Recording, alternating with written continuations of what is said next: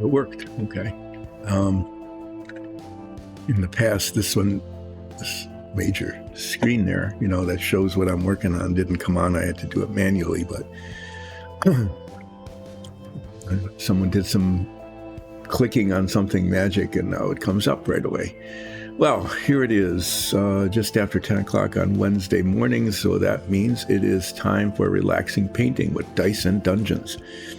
And I'm not going to be doing a lot of painting today, but I'll be doing some. And I'm not sure that anything today is going to be relaxing. So that's probably a lie, like relaxing painting with Dice and Dungeons. The thing that isn't a lie, though, is that it is with Dice and Dungeons. And brought to you by a group of family and friends who have a Dungeons and Dragons show, which is really cool and you need to watch it. So I'll talk about that later because I always have to put plugs in. So what I'm going to attempt to do today is these are the last pieces of the interior. Okay, all these machine deck things. This is this part here. Okay, and all the other parts are there. They're painted and assembled and ready to go. This is the bulkhead that goes back here. That's the escape hatch that goes there. This is the pipe that goes from the inlet into the machine room, into the reactor room. I painted it red because, well, the pipe that comes out of the reactor heat exchanger is painted red, and I wanted to have that kind of continuity. That could be one of the most difficult things that needs to be done today, is to somehow get that not onto there. I mean, putting it in this little hole here, that's not a big deal, but getting it to go into the hole that's in the bulkhead and line up with the pipe that's coming out, that could be a little bit of a challenge. So what will be happening today could be a really happy thing, in that the interior of the submarine will be completed, or it could be messy. Part of the issue is that how can I put this? If I had been planning ahead really well, okay, if I'd really been thinking about everything, I would have done a couple of things differently. So I'll just show you this. When this slides into the hull, and it just slides in, okay, along the tops of these bulkheads, and held in, I'm hoping held in by friction like the rest of these, because I don't want to mess with cement. The cement messes things up horribly if it gets on the paint and off of the plastic. But I'll use this one to show you. Okay, this is a cutaway submarine, which will be unveiled in a bit, and this outside edge, okay, this is the outside edge. This goes into the hull like that, okay, and this shows on the outside. This is supposed to look like a cutaway metal, okay, and so I was debating about whether to just like sand it down and leave it the raw plastic, or paint it dark gray, which is the color that the hull is going to be, and it's also this color. And what I should have done is I should have painted all of these edges before I installed them, because sometimes painting an edge like this, you would think, just getting it on the surface and not getting it anywhere else would be easy, but for me it turns out not to be. And then the paint gets over onto the top, and then it has to be touched up, and just a whole mess. And the problem is that there's a lot of edges that will need to be somehow painted if I decide to paint them, which, in thinking about it, I decided to do. So let me show you this. There's actually a submarine here. Yep. So this is an example of the situation here. This is what it looks like sort of painted, but it's a little scabby, so it needs a lot of touch up, and this is what it looks like with the raw plastic. It's that color, kind of this bluish grayish color. And some of these have already been started. They've been painted on the edges. And so what I've decided that needs to be done is they all need to be painted. So that's the painting part of relaxing painting today, is I'm going to have to get out the itty bitty brush, okay, and very carefully paint all the edges of all of these cutaways, including touching up like little bits here that, without getting paint on everything else. So this model is, it's come along actually pretty well. There's some really amazing detail in it, like the back there, the pots and pans on the galley, and the instrument panels in the control room. This is pretty boring, and it was a lot of work, and it didn't turn out very well, but those are all the missile launching tubes. This is the reactor, and the way this was set up is it's supposed to be like a cutaway view. So that's the blazingly white hot reactor itself, and then there's this closed loop of water, high pressure water, that goes through the heat exchanger and then up from the heat exchanger through that red pipe. That's the red pipe I was talking about there, right along the top, that goes into this little hole in the hull above the fire extinguishers. That's where this red pipe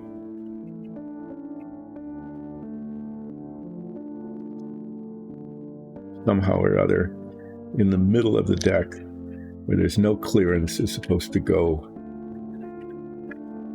in there like that, and at the same time connect to the top of this other thing. So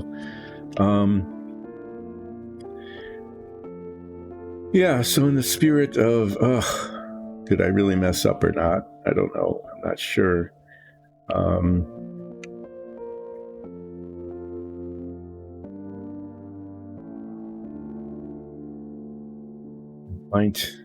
I don't know. I'm really tempted. I'm tempted to paint the outside edges of these. This one's already painted. That one's pretty decent. That one needs just a little touch up. I'll do that after it's installed. Whether I paint the edges of these bulkheads and decks before I install them, which will delay the installation. Okay, because I know that's what everybody wants, is to see this submarine completed. But I might do the painting. I just don't know. I'm not very good with these tiny little dots of paint, but that's what's going to need to be done.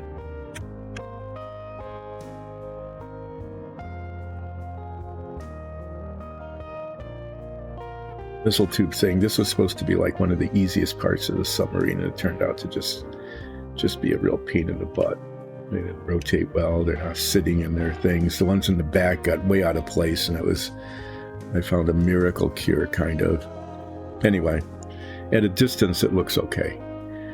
So, no, there's nobody in chat today, so I don't know if this looks like it's recording.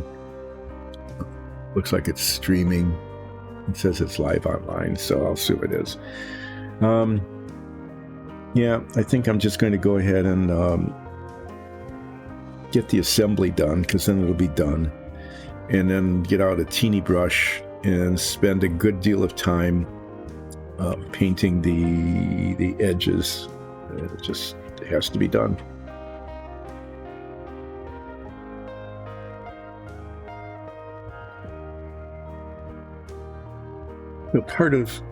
The other part of, I should have thought of this before, or if I did, I should have actually done something about it, is these bulkheads go into these slots, but so did the paint.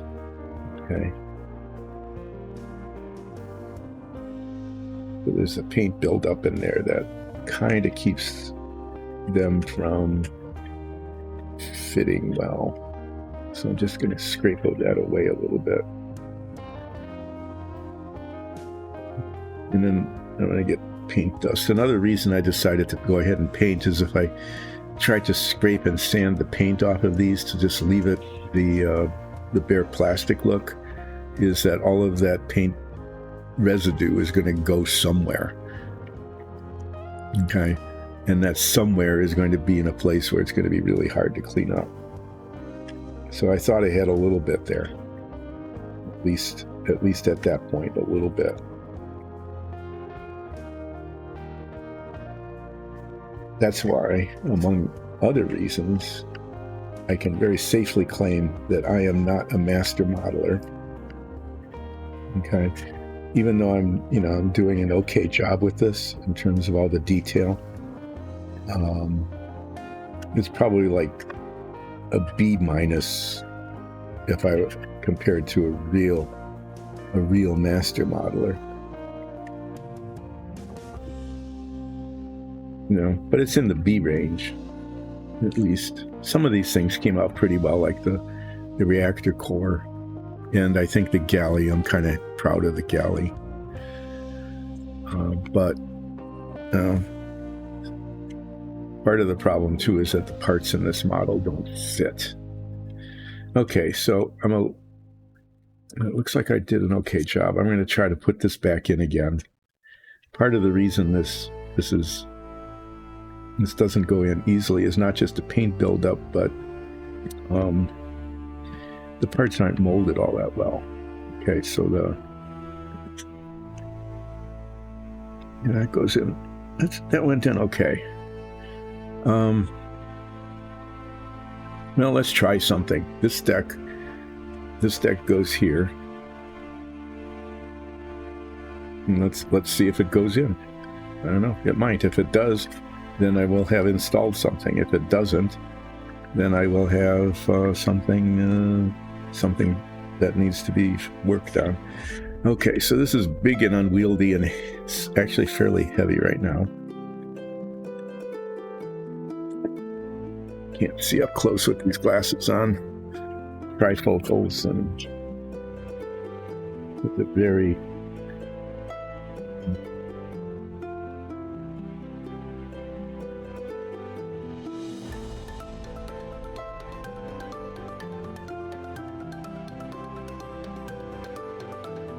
maybe there's just too much paint buildup on the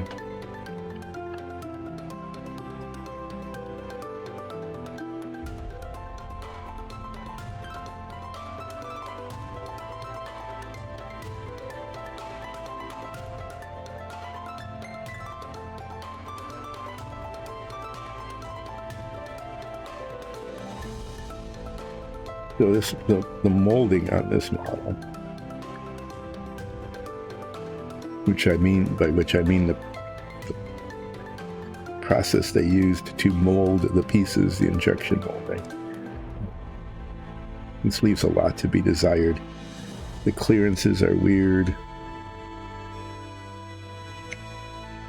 Parts just don't fit that well. So like this is supposed to just slide in. In fact, it's supposed to slide in so loosely that it needs cementing. And it's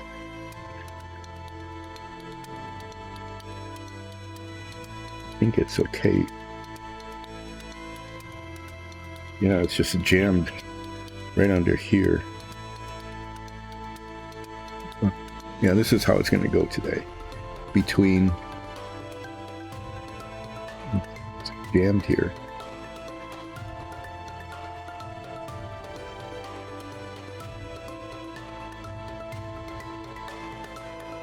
This thing is like 1.5 feet, almost 2 feet long, and moving it around.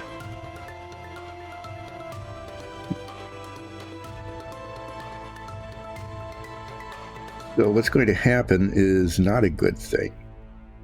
Okay, in that the clearance here is, there we go.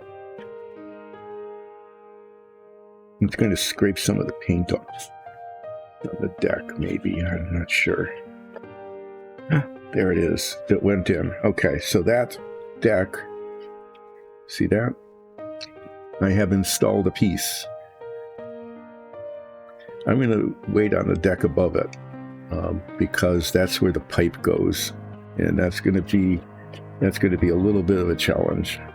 I'm not really anxious to have a challenge yet, quite. Okay, so this is the very last bulkhead.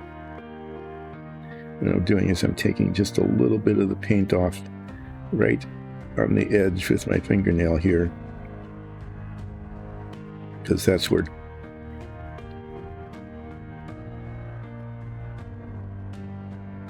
it's in here, and it needs to fit snugly, but it needs to fit.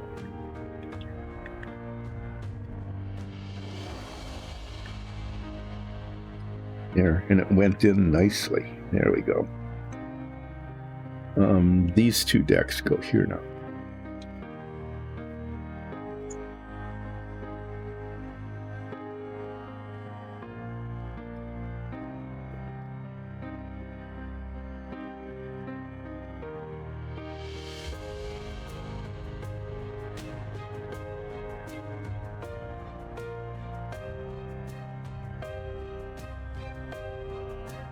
Weird thing if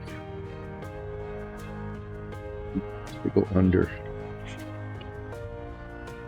Yeah, and it's just, getting it lined up. What is it caught on?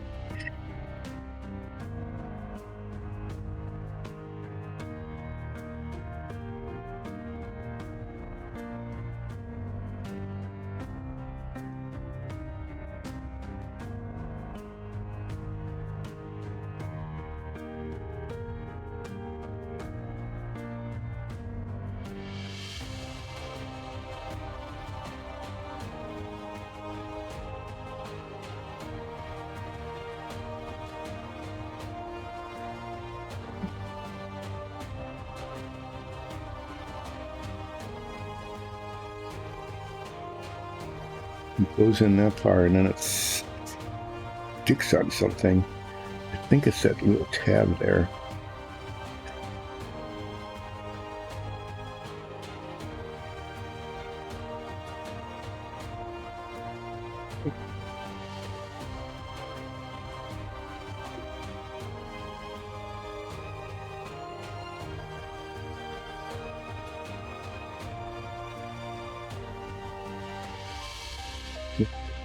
That tab.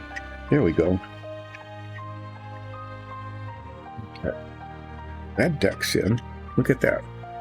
Lower decks are done. Now this one goes up here.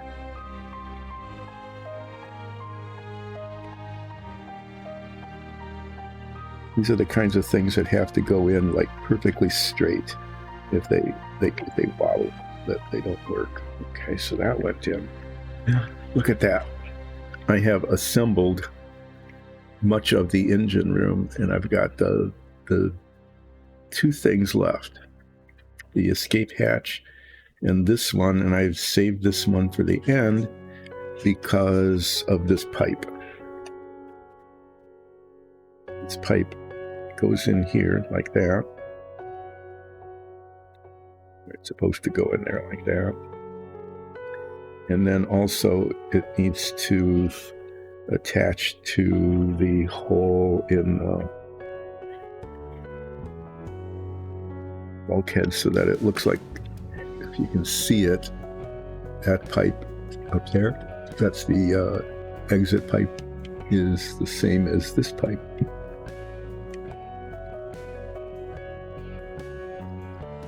It should be the same pipe. Like that. And as you can see, there's no room there.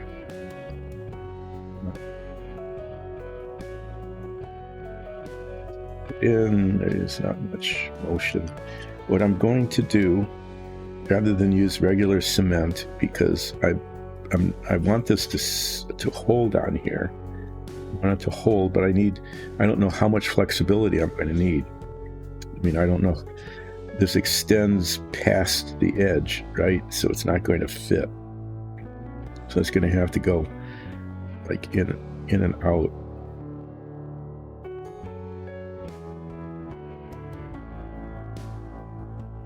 this is going to be a challenge.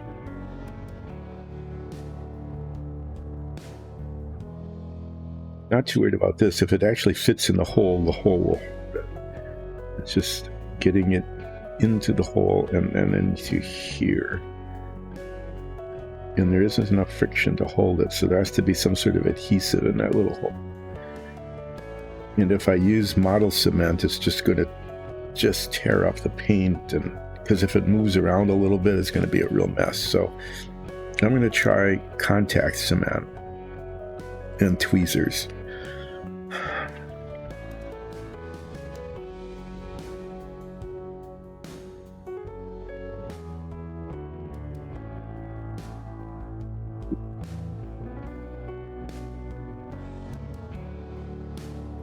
So this could end up being like a half hour of fiddling, right? Where I slide this in and then this falls and I bring it out and it falls out again and I try something else.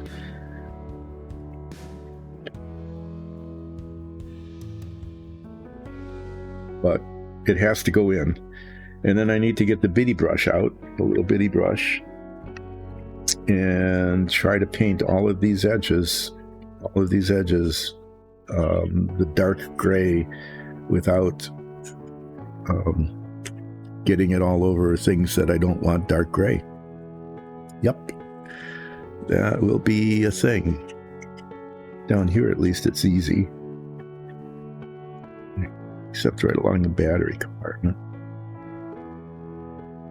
These interior spaces underneath here, these are like ballast areas, and that's just the whole thing inside is going to be painted dark gray. So I'm going to get a brush out with a long tip and paint them. I decided early on that rather than trying to get the line right, I'd put the decks in and then paint the inside, the interior.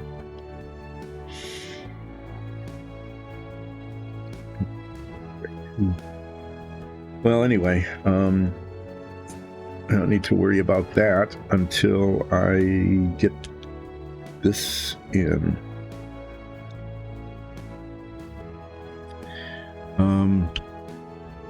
So the contact cement can sit for a good long time and still be effective. So I'm going to put some, I'm going to be optimistic here. Rather than putting this in and taking it back out again, no, that's a dumb idea. I should make sure it fits.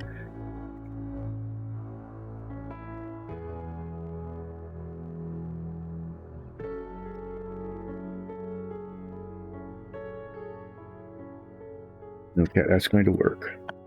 So I'm going to put some in here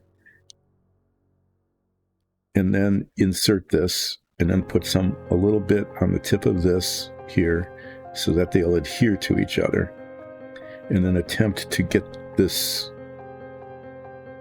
where it needs to be.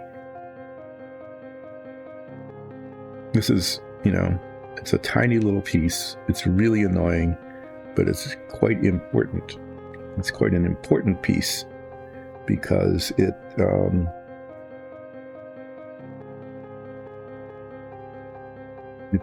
what powers the submarine.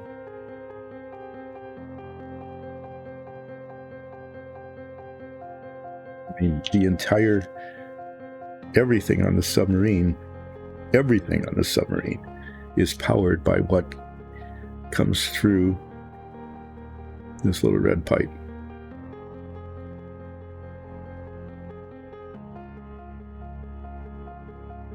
It is, without it, the model would just be, would be a static model. I mean, it would not be, it would just be horribly incomplete. Yeah, so we'll see.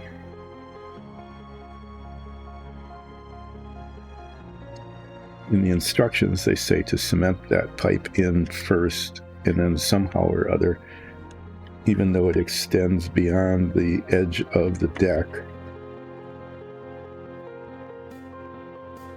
okay, it's supposed to go in there. I don't know. They don't even look like they line up.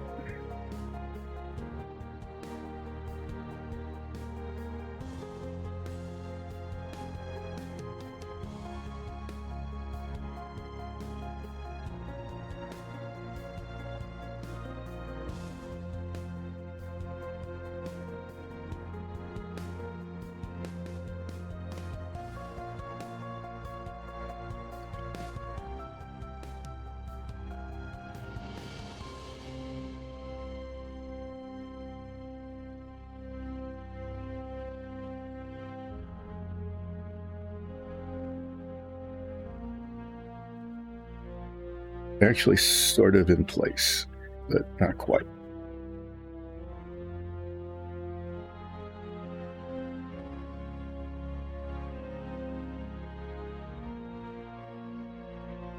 Oh, there. That's actually not too bad. There's just this tiny little bit contact cement that came up. But the contact cement doesn't melt. Okay, I'm just gonna call that a success. Okay, so you can see how hitting it here, the hot, superheated hot water comes in this closed loop into the heat exchanger and then goes up through this pipe up here, and that is the same pipe supposedly that goes into the machine room here, and everything on the submarine is then powered from the superheated hot water steam, superheated high pressure steam that comes in there.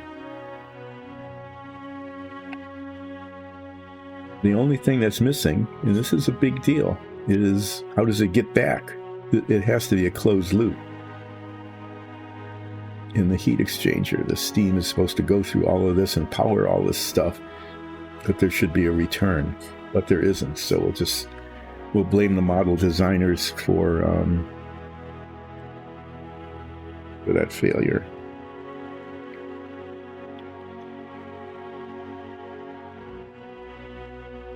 Okay, I'm just not going to mess with that anymore. It's good enough. Now this, if it fits, it should just slide in and snap into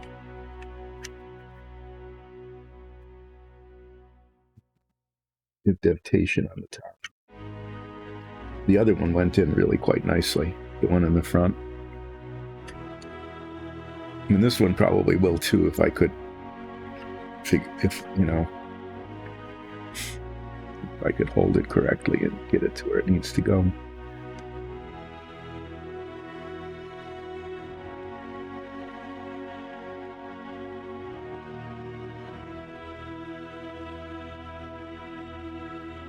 So,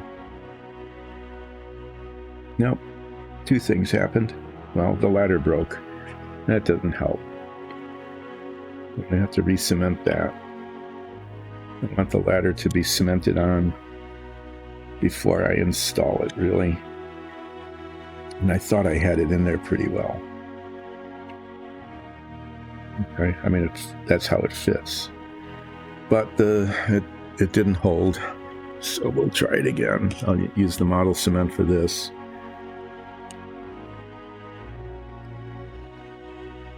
Oh, no, I'm going to move this out of the way. One of the biggest disasters that could potentially happen is knocking over the model cement jar, and it would just like dissolve everything. That would be a huge problem.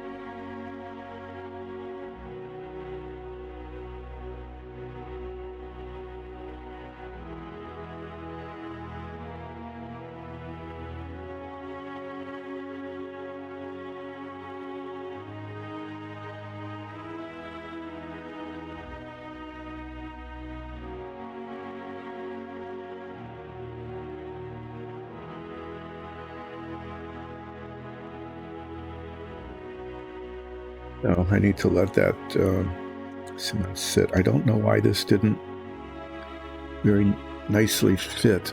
Okay, so there's one up front here. There. That one just popped right in. This other one back here didn't do that. But look, there's the interior of the submarine.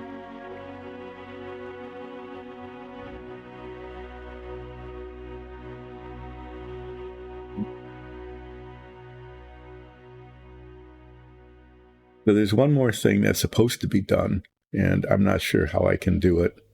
I don't know if it even can be done.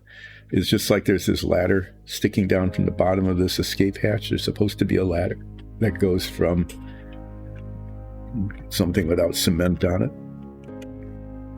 There's supposed to be a ladder that goes from the bottom of this escape hatch down to here. So right here is supposed to be a ladder. And I actually have the ladder.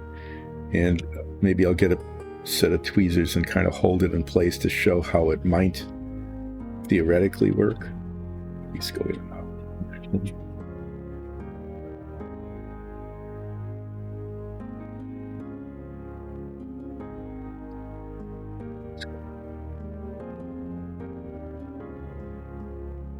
You know, when I look at this without my glasses, so that, you know, the vision is a little blurry, yeah, it's kind of nice. Like even I even got like dials, the dials on the instrument panel. In fact, the only part of this, there's two parts of this that I'm not happy with. One is the sheets on the beds, okay? The lines between the sheets and the bed frame aren't really that good. And the other is the whole missile deck. This missile deck was just awful. I think because of the way it's designed and the way it's assembled. I mean, it came together okay. And if you just look at it, it's like, oh, okay, well, there's a missile deck, yay. Okay, but it's just not how it should be. So this one actually is just got you can see a little lever here.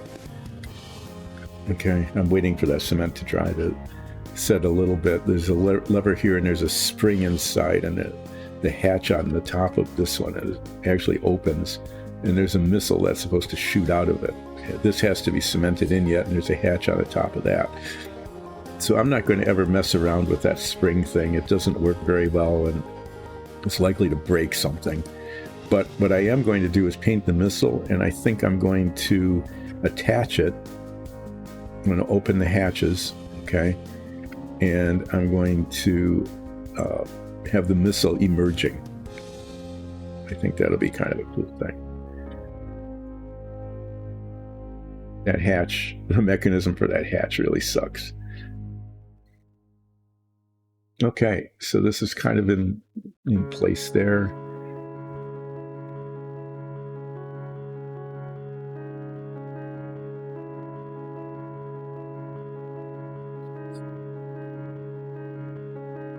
See if that's dust on there. If I need to get the red paint out, might need to do a tiny little bit of red paint touch up on that pipe.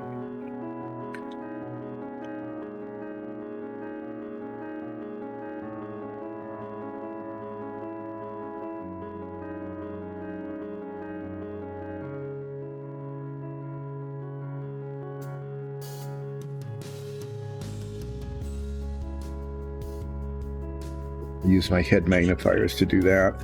Well, somehow I need to get this in here, and there's no real good place to hold it. Yeah, that didn't hold. It's not enough cement on it.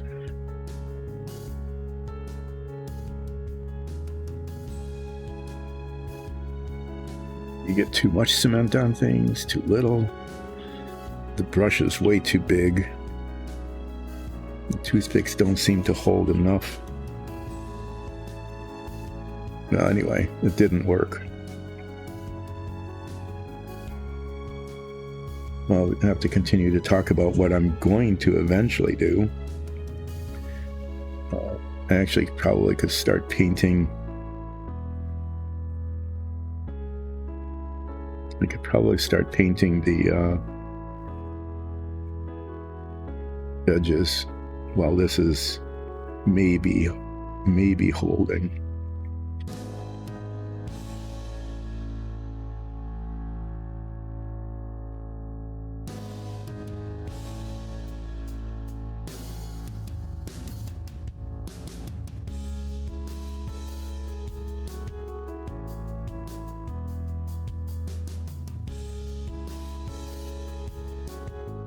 need to do this, but I think I need to is try to get a little cement on the side edges of this.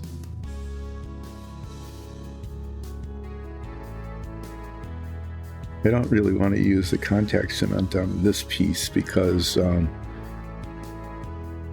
may end up having to. I don't know.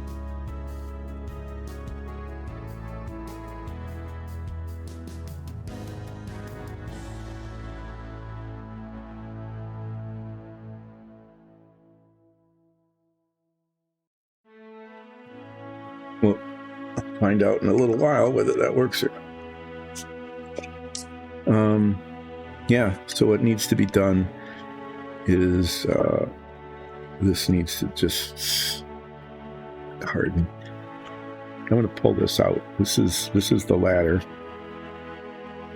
I just want to show to you what's supposed to happen theoretically, right? And what the reality of that is. Okay, so one thing is just getting a grip on it from the front, right? With tweezers, because you have to squeeze it, but it's like little, right? And there's no, how do you hold it? It just keeps rotating in the tweezers. So it's supposed to go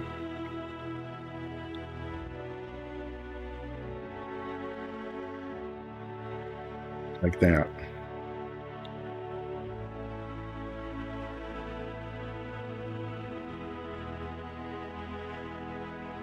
Then that happens.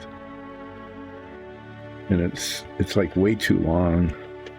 I don't know. I suppose it's possible, to cement it. I wonder if these work any better. A little bit. I suppose it's possible to cement it on the top.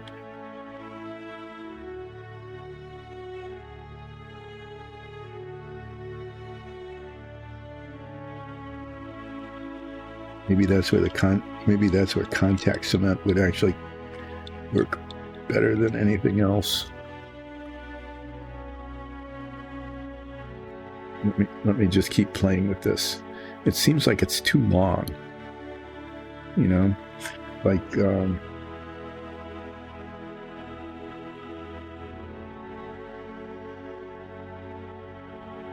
it needs to be repainted too. That just keep banging into things. It seems like it's too long, like it should be back behind the staircase instead of right over the top of the staircase.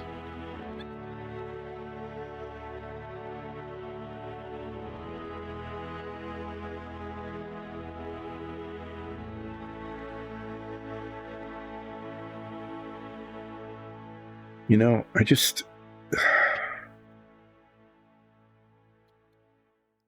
there's a lot of detail behind it, and on the panels, the control panels, and the chairs, and then you put this ladder in front of it.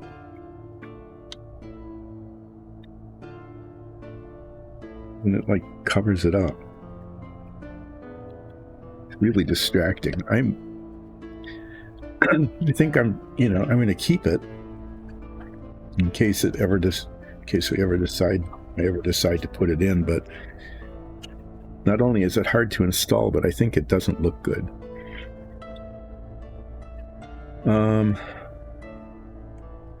Yeah, so in terms of painting these edges, it's just, this thing's just going to have to move around, be rotated and blop around and everything else so that I can get to the edges and paint them or touch them up, as the case may be. And hopefully just not knock things over. There's a lot of dust in there. I've been keeping it dust free. Yeah, so I don't want to break it, really. Anyway, it's too big for the work surface. That's just the issue. Okay, so there's no way around it. This is going to have to be painted. And I'm hoping that if I paint starting at the front, and I don't stick my fingers in the paint very much, at least not very much, that it'll be okay. I wonder, pretty sure I just used this red. Let me get the red out. Put this cement away. I've been kind of dreading this, because it's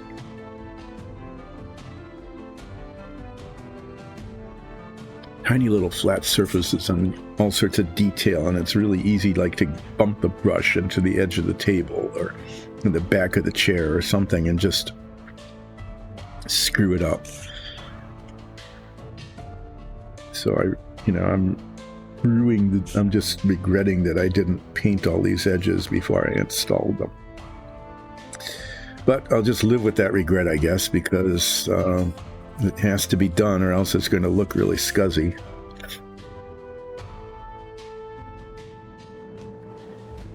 And so, get out the itty-bitty brushes. In fact, I think I'm going to use the itty-bitty brush that's worn out and has one bristle on it. One tiny bristle. Let's see how that goes.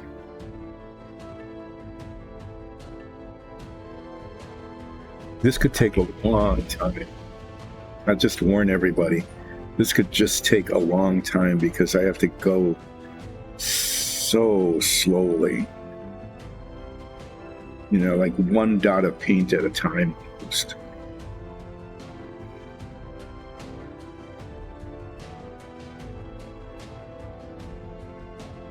There's nobody in chat. It does say that we are streaming and recording. Oh well. Been abandoned. Abandoned ship. Kind of. I'm going to use a little bit from the bottle cap here first, just not to waste it, and when that starts getting gummy, then I'll start using it out of the bottle. I'm going to put these on because I need the extra light and I need to be able to focus. But I'll also be able to see all sorts of incredible flaws that I didn't know were there.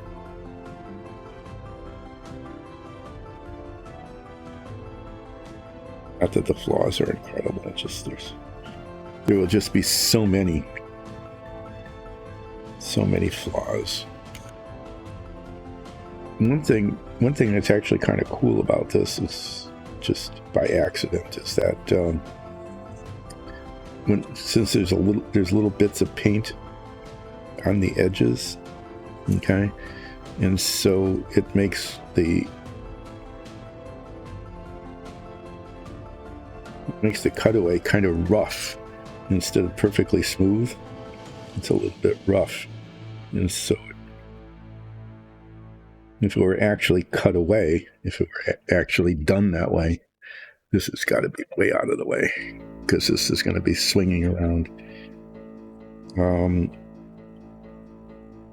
I was saying if it really were cut away, it would be rough. It would be a rough surface. Be a texture to it.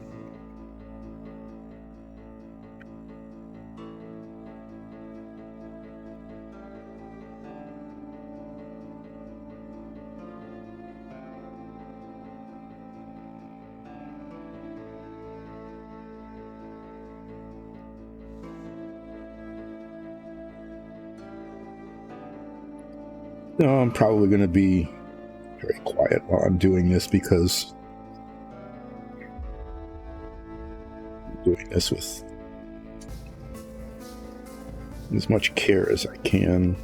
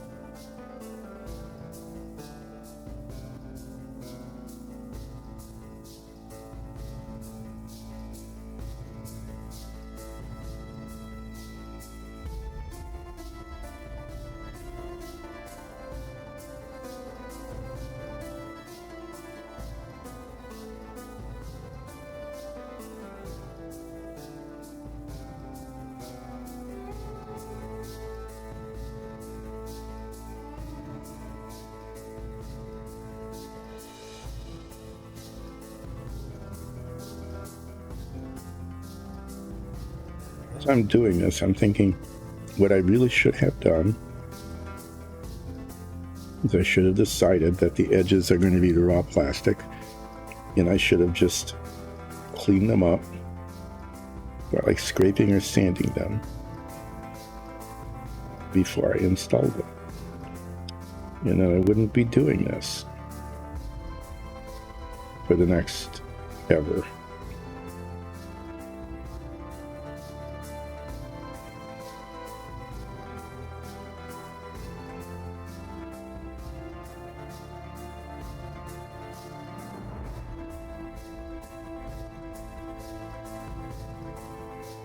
As you can see,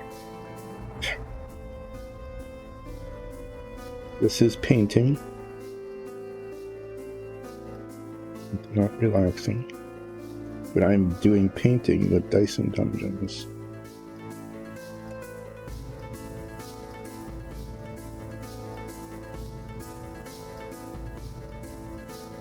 With a teeny little brush, trying to paint these edges without painting over the edges, but painting up to the edges.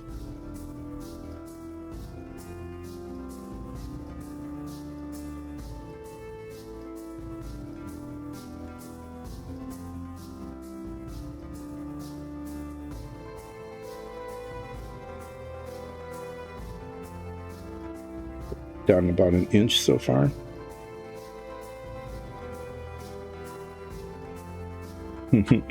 Yeah, well, is it at least on camera? No, not even on camera.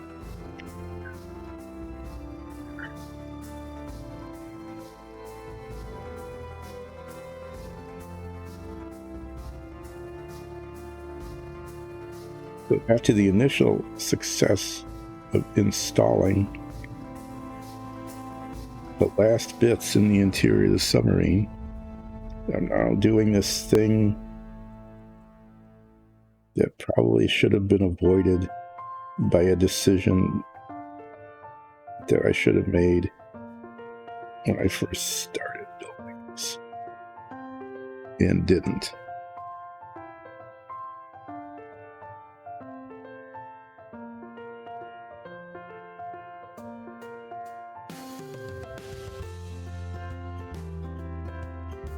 Things happen.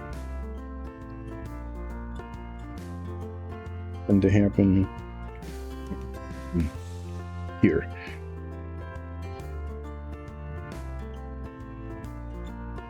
But the situation here, for those of you who are wondering what in the heck, why isn't this done, is that this is a cutaway model. And I made a decision that the edges of the cutaway would be painted the same color as the hull is going to be painted, which is this dark gray.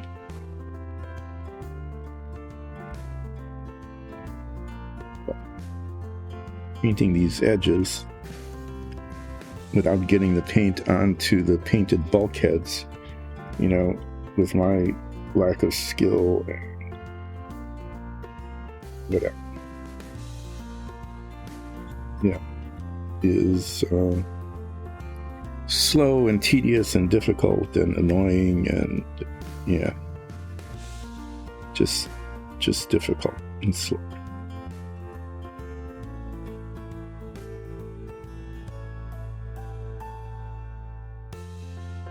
So you can see there's a lot of it, and so far I've gotten about 1.5 inches done. So guess what you're going to be watching for the next million years is edge painting. Slow, tedious, hopefully careful.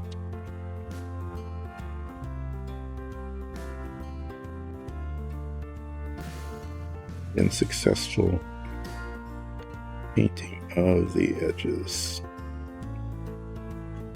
Why is my hand not being steady today?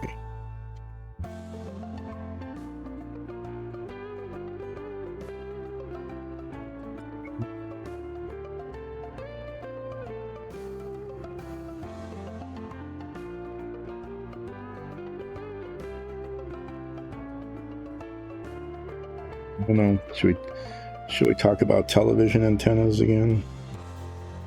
Nuclear Armageddon. Growing up in the 60s.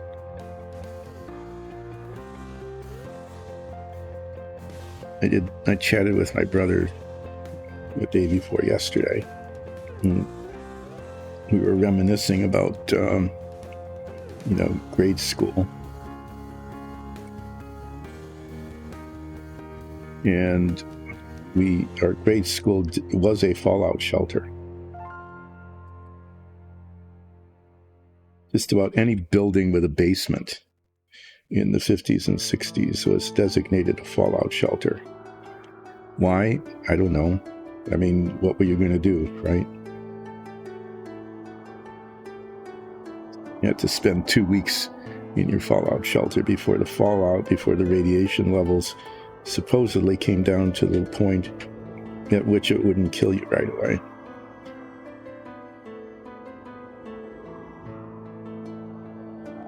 You're supposed to go into the basement of all of these buildings, and all these buildings had these orange and black fallout shelter signs on them, and in the inside there were signs too to direct you to the fallout shelter spot, which was the basement, so it wasn't all that hard to figure out where to go. You go down the stairs, right? But they wanted you to be safe, as the bombs or thermonuclear devices were exploding over at the airport a couple miles away.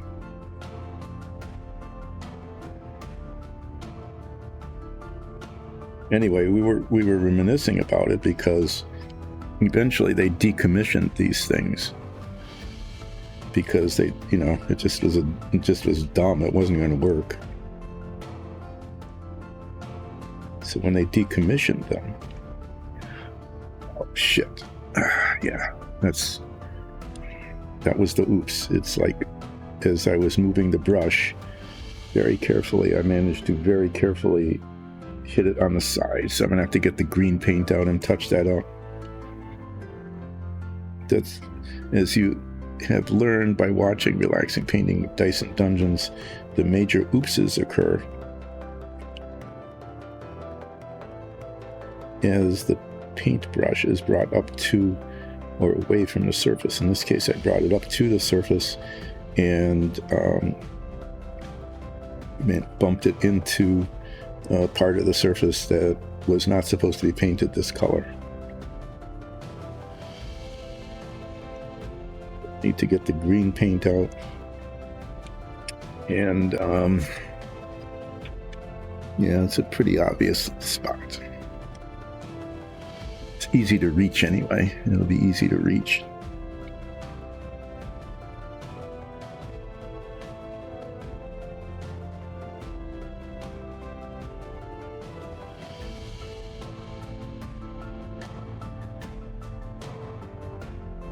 Anyway, yeah. So there were 3 things in the fallout shelter that were supposed to keep you alive for 2 weeks. One is, and they were all in these barrels, these big, they were kind of like 50-gallon drum-sized barrels. Okay, this looks a little scabby, but oh well. But yeah, these big 50-gallon drum-sized barrels that, wow, this is a long piece that needs to be done. And there was water.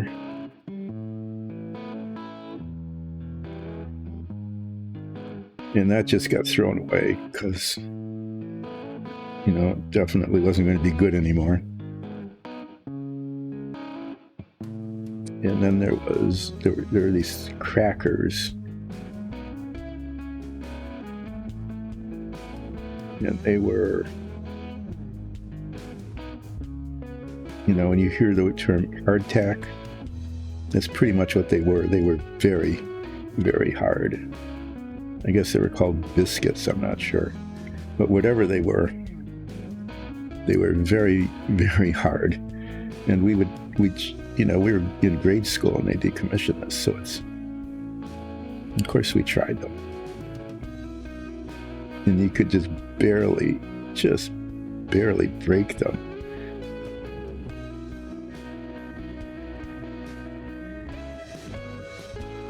Probably ended up not having enough water because you have to be drinking tons of water to get enough saliva to be able to swallow these things. Anyway, and then there were candies. There were red and yellow candies, like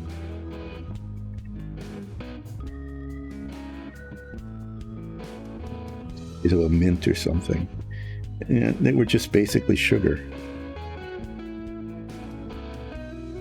So, I guess the idea was that with the combination of carbohydrates from the crackers, assuming you could actually swallow them, in the candies, you'd get enough calories to last the 2 weeks that you had to wait before you could go out, before the radiation would kill you immediately. I remember the candies were okay. They were just candy. And so we finished the barrel. I'm not sure. I think that it probably got like equitably distributed among all the kids. Everybody got a handful of candies. Maybe some people didn't really want them because they weren't really good. They were just like sugary things. Anyway, we were reminiscing about that. And we both remembered the barrels. The crackers and the candies were in these, they were like cardboard barrels. They weren't steel drums. They were the size of 50-gallon drums, but they were just steel barrels. Turned it down.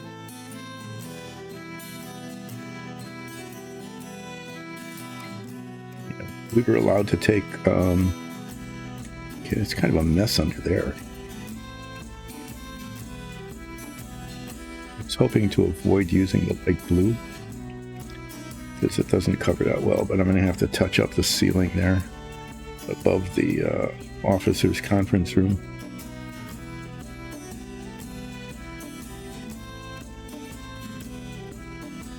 Yeah, so I'll be doing touching up with various spray colors.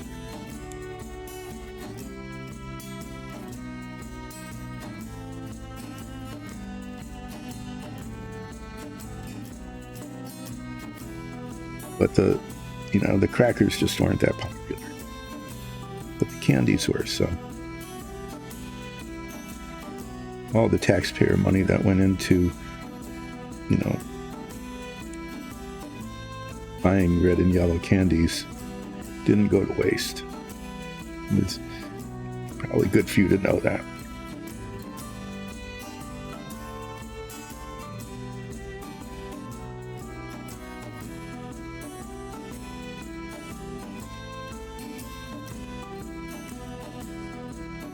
But we were too young to know exactly why the decision was made that the fallout shelters were just a dumb idea.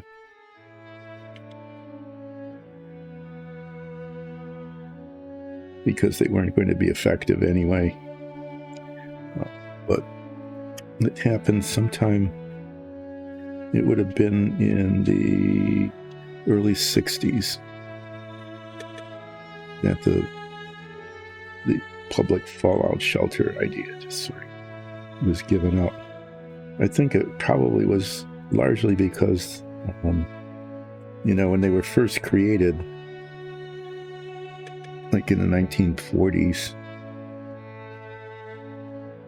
50s, there were not that many weapons.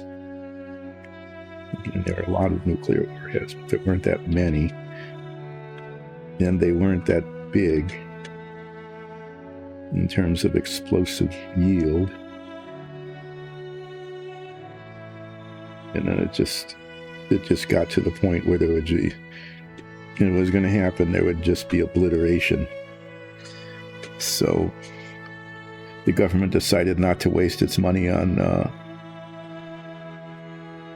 hardtack and candies anymore, since they weren't going to be useful anyway. It's a lot more fun for grade school kids to open the barrels to see what was inside. No one really knew what was in there, you know. At first, it was like, oh, they're shutting down the fallout shelter. Let's see what's inside the barrels. And it was like, oh, there's crackers. Oh, they're terrible. And then it was, oh, what are these? They look like candy.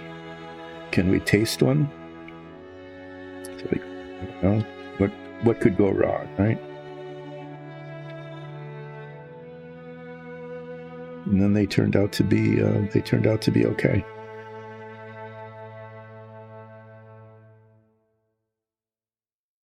Well, so far, you know, it looks a little ragged on the edge, but it's a cutaway. So of course it's a little ragged. You know, what can you do with a Sawzall? It probably would have been, you know, a little better if I had just gone with the bare plastic look and scraped it off carefully before assembling, but that isn't what happened.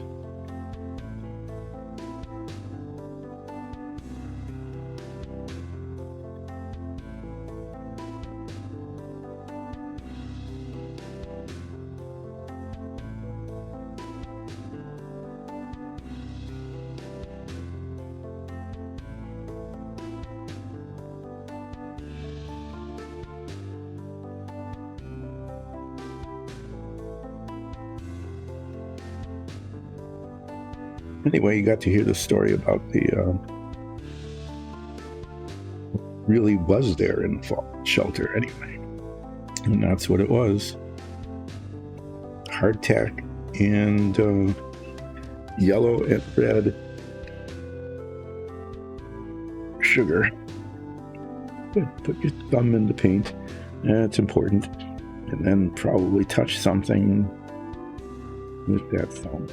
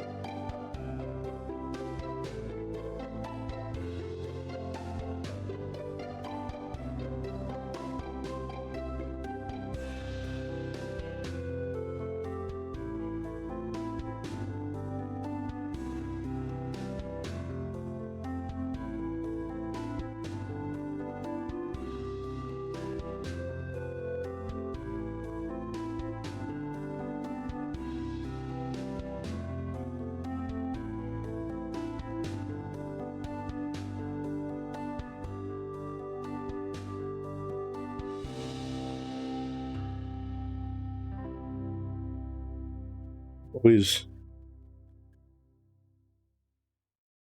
amazing and disappointing how much better things look without the 2x magnification.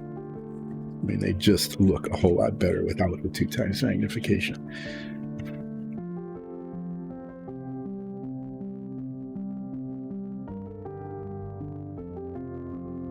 So start at the bottom here.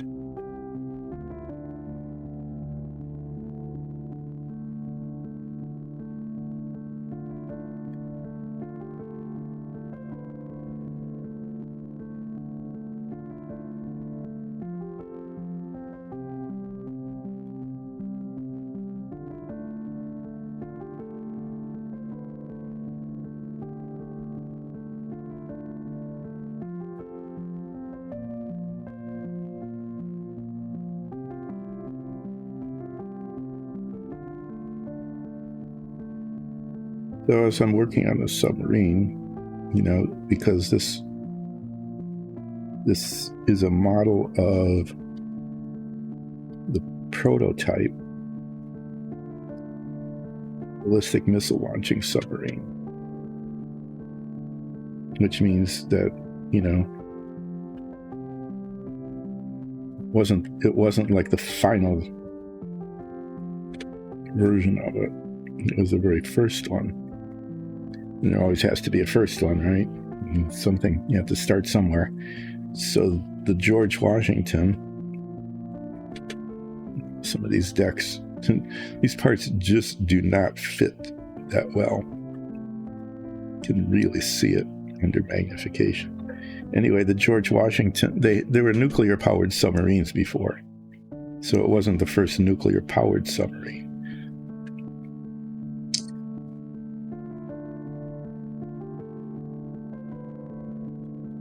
The first one designed to carry ballistic missiles, you know, and it was like, well, if you're going to do it,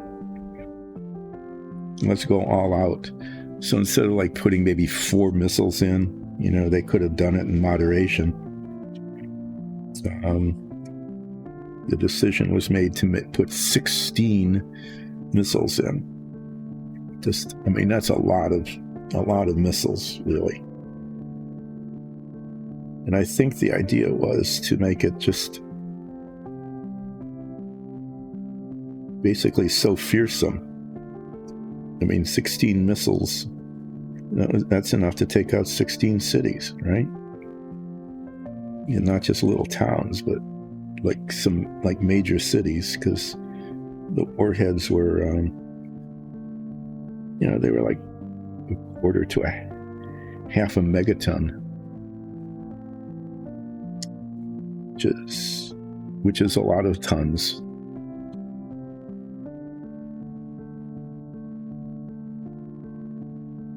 Think about the atomic bombs that we used on Japan, and those are like 15 kilotons. It takes 1,000 kilotons to make a megaton.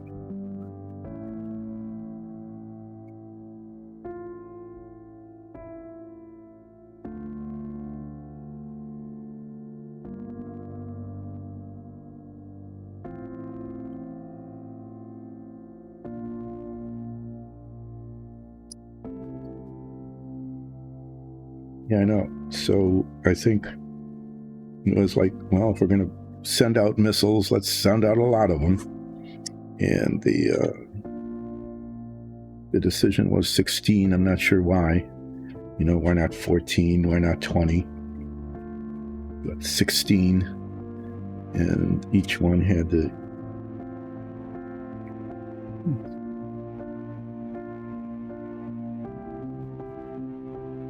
billet. Need to paint this really. That's going to be covered over. There's a deck that goes over this.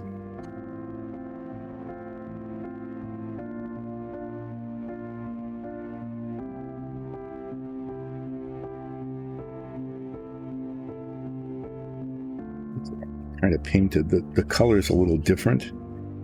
It's a little lighter, but it's okay. It's going to stay.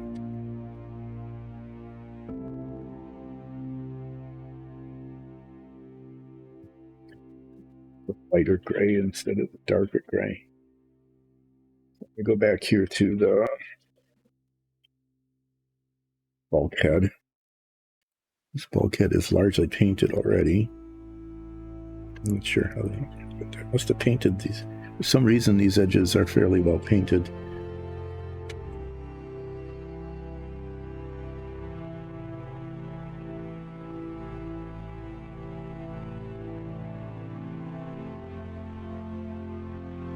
This is getting less awful as I move toward the aft, toward the back of the submarine here. Okay, this one's a mess.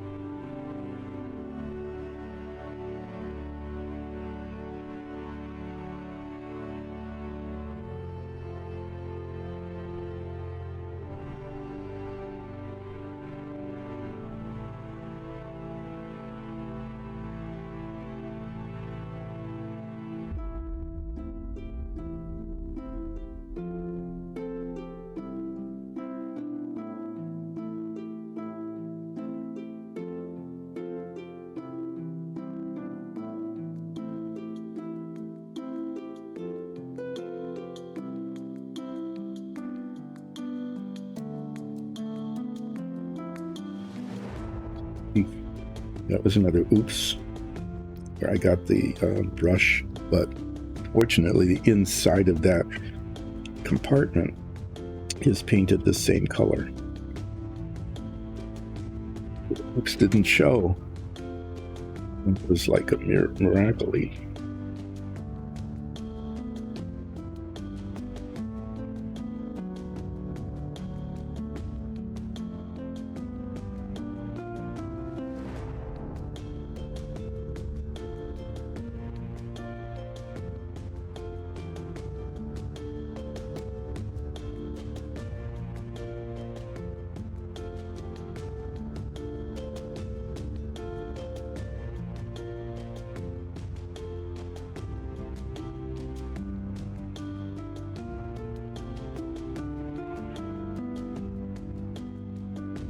No.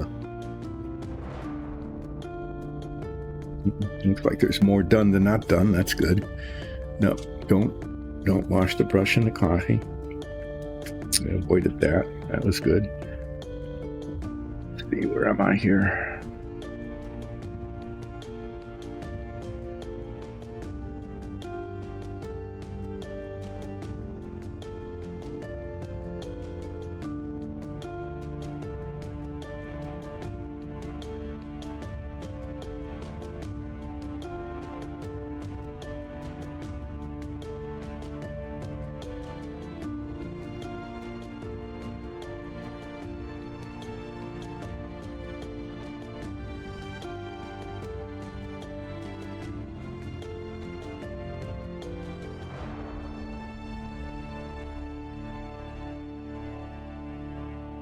Anyway, yes. So this is a prototype.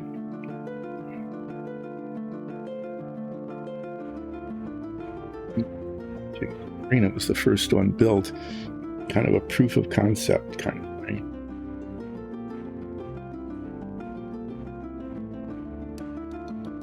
And well, it did its job. It carried missiles around.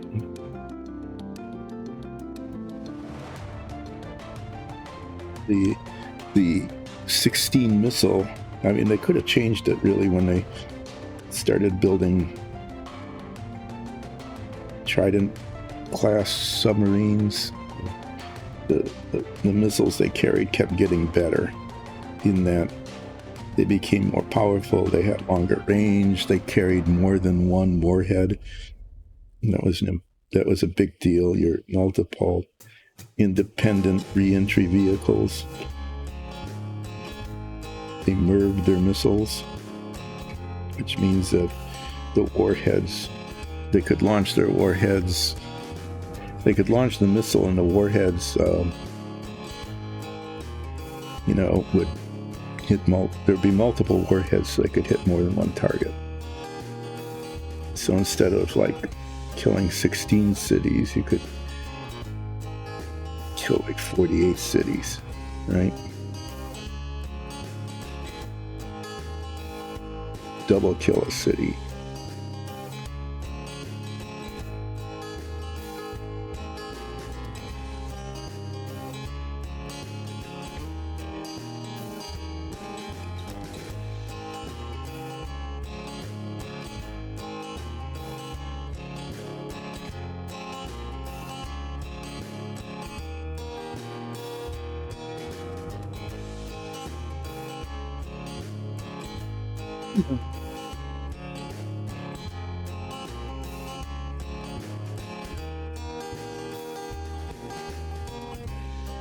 Anyway, this was the prototype.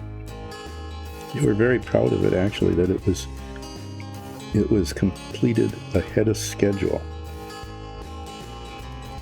It was like a national emergency kind of production to get this thing done.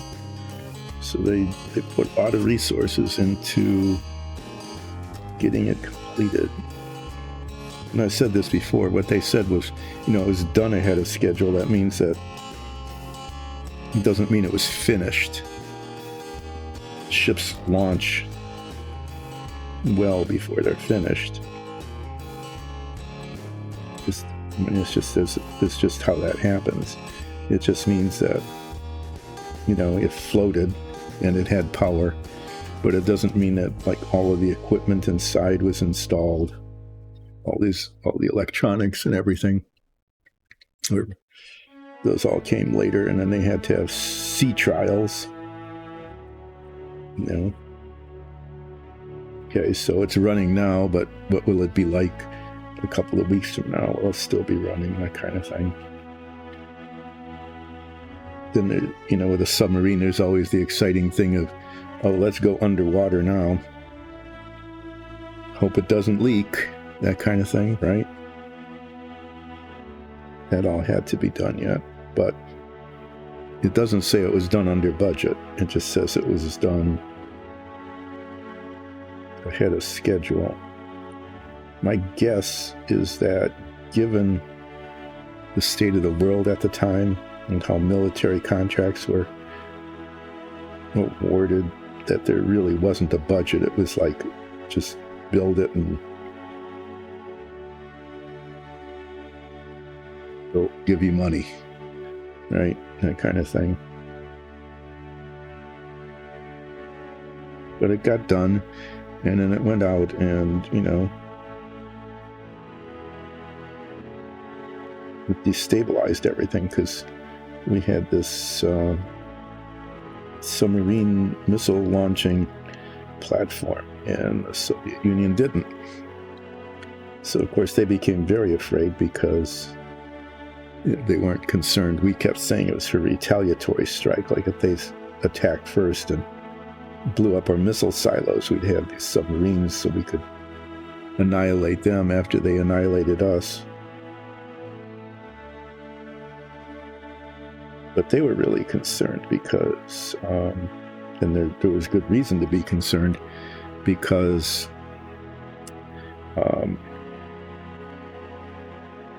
these were hard to detect, and they were a whole lot closer. I mean, they were in the ocean, right? So they could get a whole lot closer than the missile silos were. So if the submarine launched its missiles, they would... Okay, I'm going to have to re-stir the paint here. It's starting to gum up on the surface. If the submarine launched its missiles, there would not be much warning.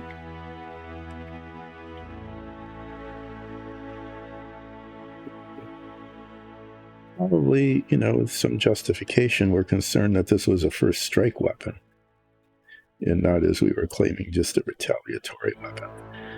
So that was a destabilizing rather than unstable. Well, yeah. Anyway, it was scary for them.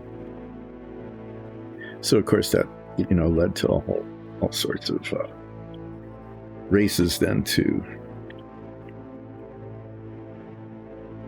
make sure that everybody had lots of sea-launched missiles so that you could annihilate each other without warning. But that's what this is. So the reason I was building this model was because I had to build a model.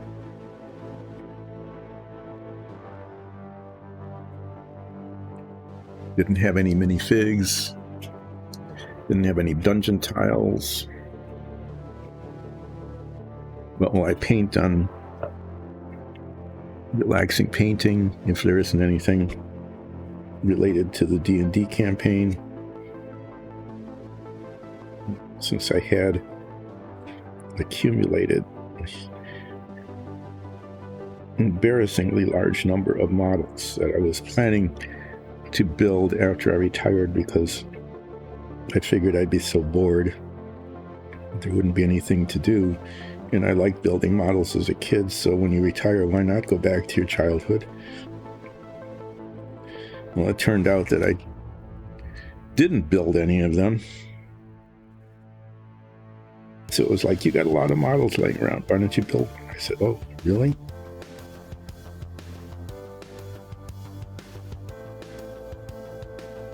Dungeons and Dragons-y kind of thing to do. It's like, no, but it's got to keep the stream going. So the first one I built was a Fink. And it wasn't really a Fink, it was from the Big Daddy Roth Fink collection. It was Fink Eliminator, a monster wielding a hammer smashing cars.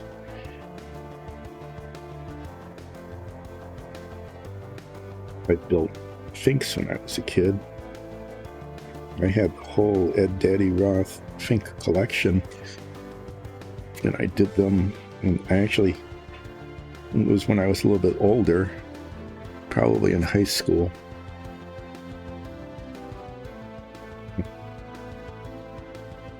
So I started painting the models. Somehow or other got enough money to buy paint.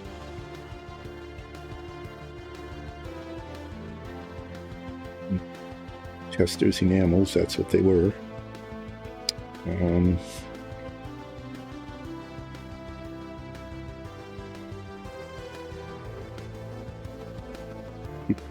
Much into the Fink. I'd like to build more of them. I got reissues of all the Finks again. I thought that would be fun to build, but then I ended up, not building those. And then I started this submarine. And then it's been taking, as you know, a very long time.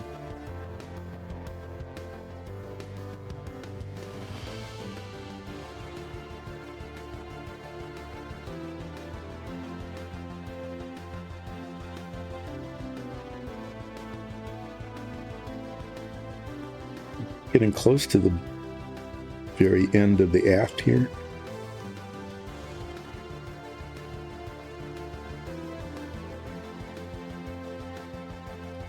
Closer to finishing than when I started. And that's been the aim of this all along, is for each session to finish the session closer to the end than at the beginning.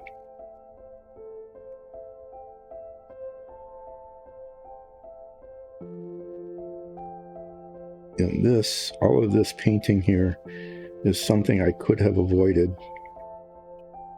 if I'd made the decision early on to just have the bare plastic exposed as the cutaway.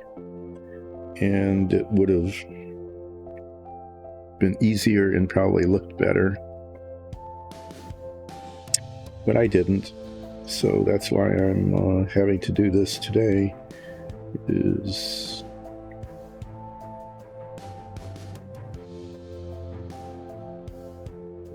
spray paint on the edges of all of the cutaway here.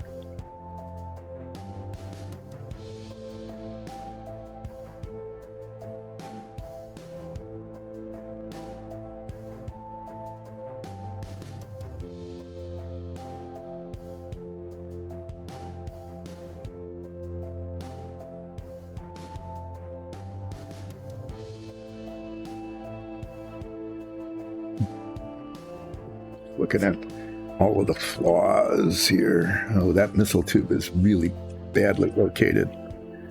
Couldn't see it from the front. I'll see if I can fix it later if I remember.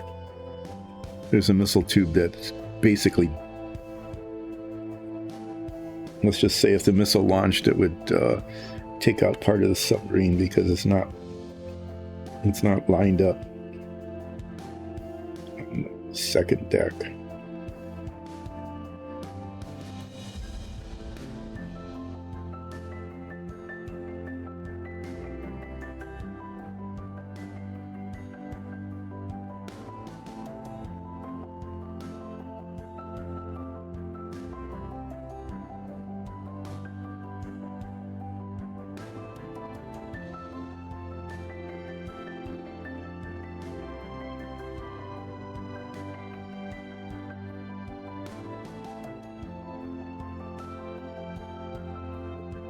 Big chunk along the top needs to be done.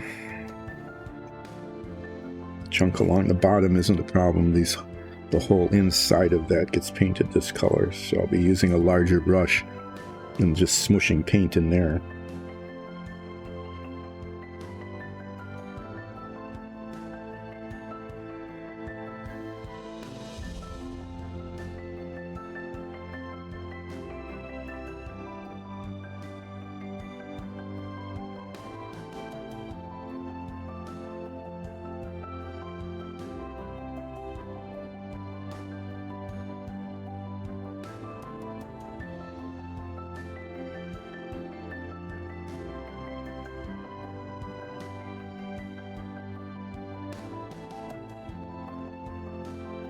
Okay, so I talked about the hardtack and the candy in the school basement that was going to save us from fallout after we got attacked.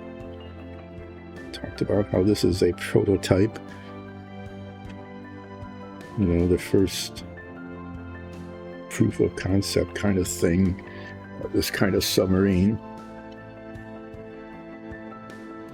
Talked about how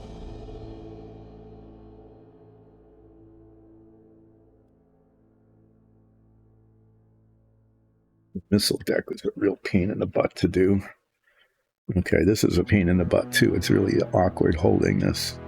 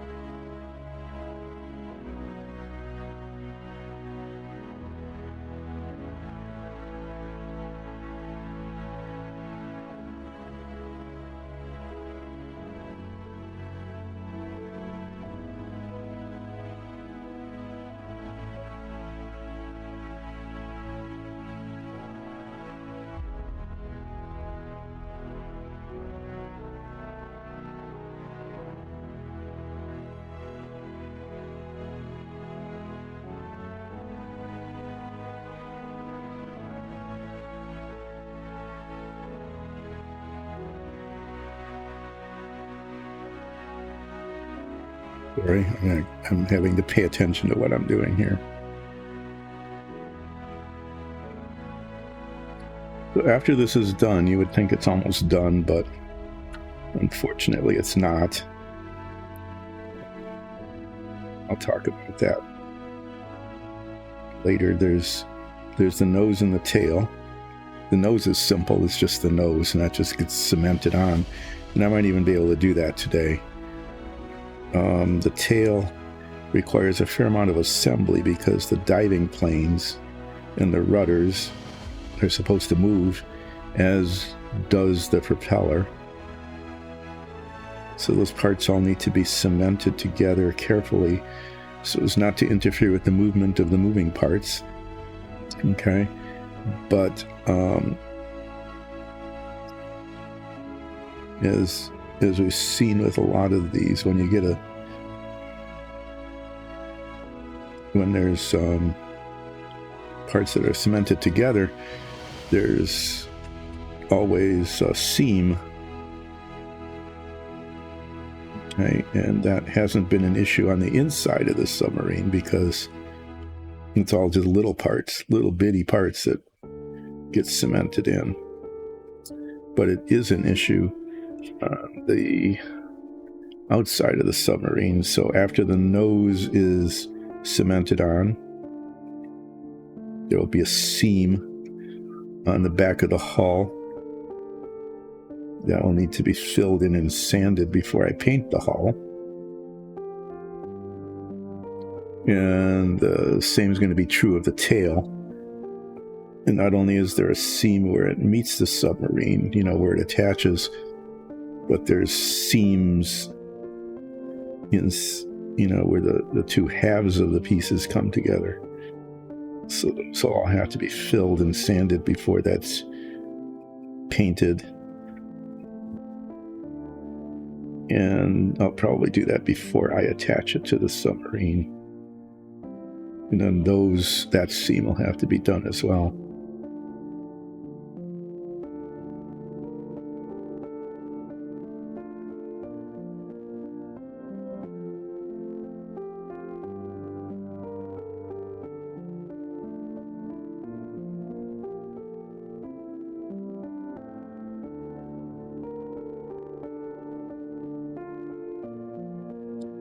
I'm done with this bit. I'm going to do the easy parts on the ballast tank on the bottom, and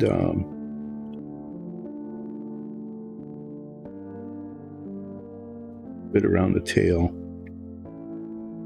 maybe a little bit around the nose, the bow. then I'm going to do touching up, because there's some spots, at least one green spot and one light blue spot that needs touch up from where I got the gray paint on it, where it shouldn't have been.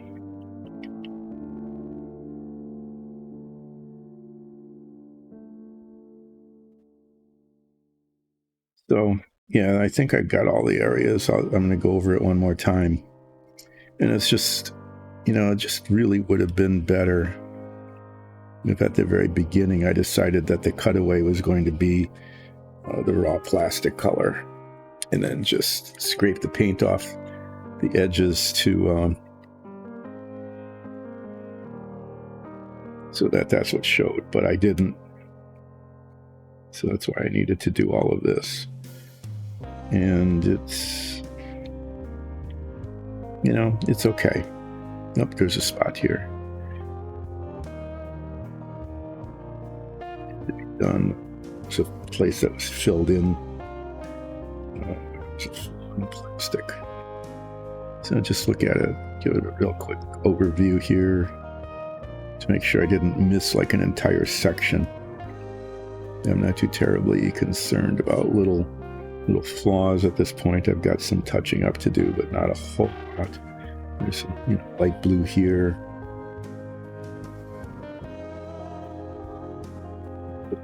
There's some green.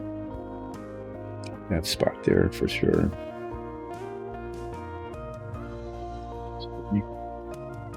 Let this.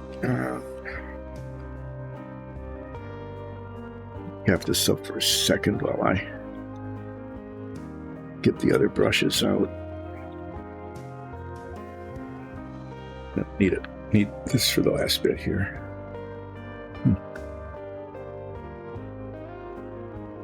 This is going okay. At least it's recording, I think.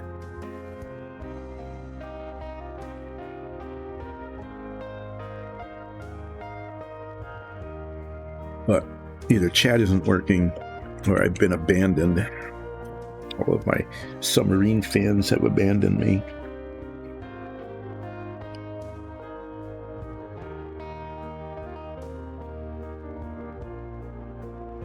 Which is possible. I mean, that could have happened. Okay.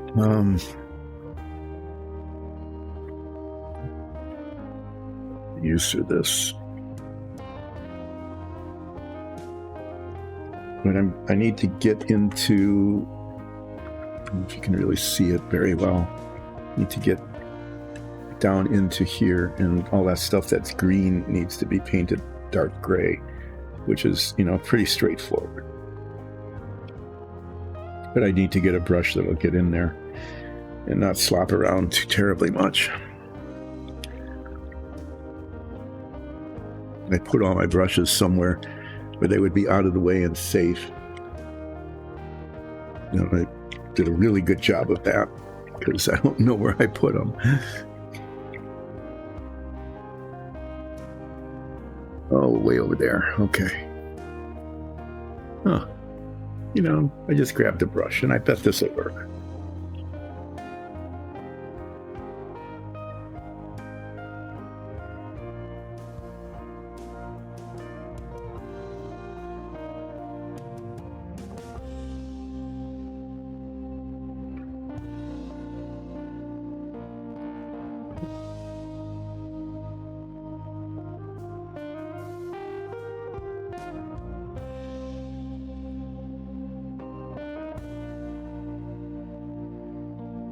Actually sort of relaxing because it's like just smush paint around, and it's way down in the depths of it where it's hard to see it.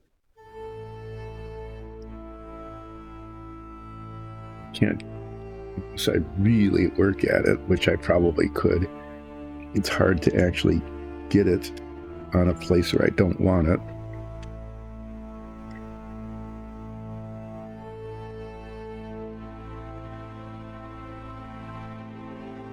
A matter of making sure that the surface is fully covered.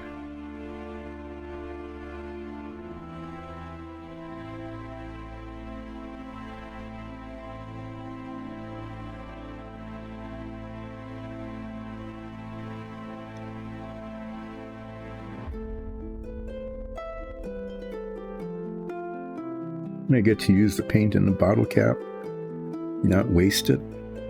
This was, when I was painting dungeon tiles, that was always use the paint in the bottle cap first, because it was always like you used a lot of it with a big brush. It painted big surface areas.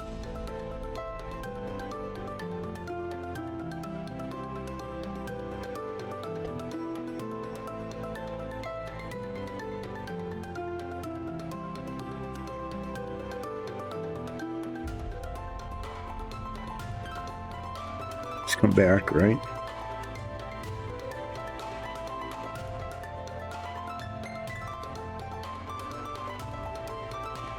Ease a spot. This would be an easy touch-up.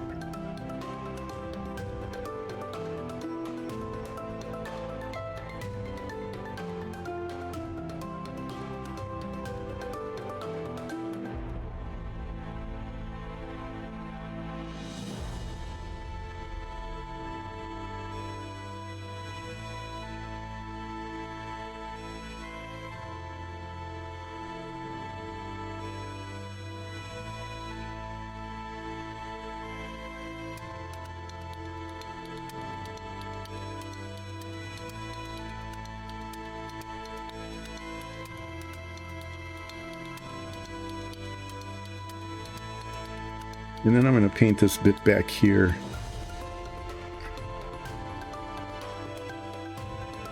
I don't know if this will show or not, but because the tail cone goes right up to here.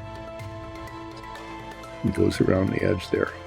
But just in case it does, or if you can see it through the little window there.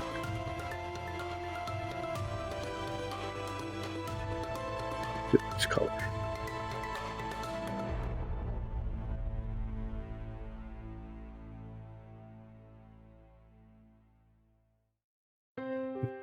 That slot is probably for like the dive plane or the rudder.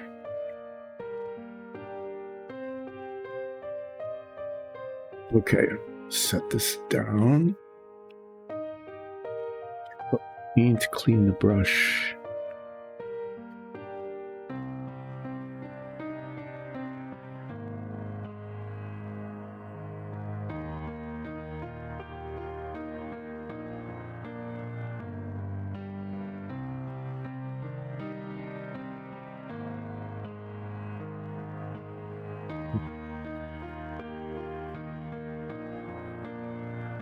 It's so not good that I think I need to try to touch it up a little bit.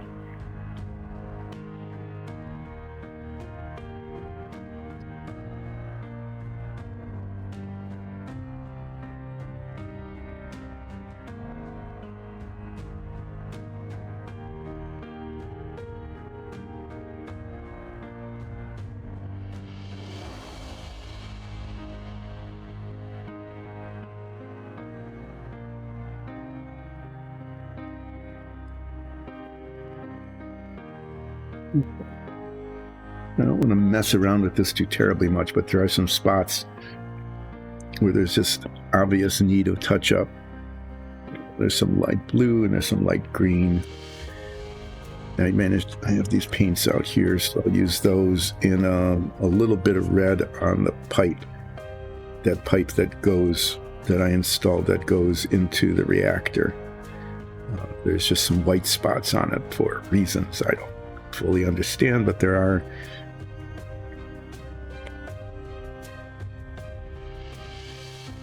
So I'm going to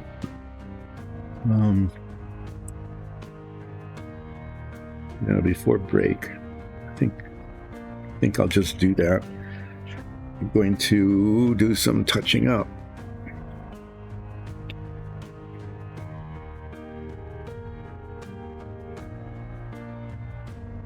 Missile there. That's the problem. It just is really loose. So they're really kind of hard to see, but there's some little spots in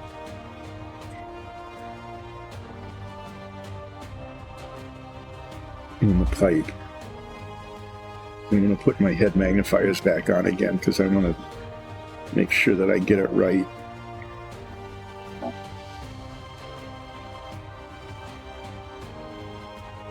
See what I'm doing.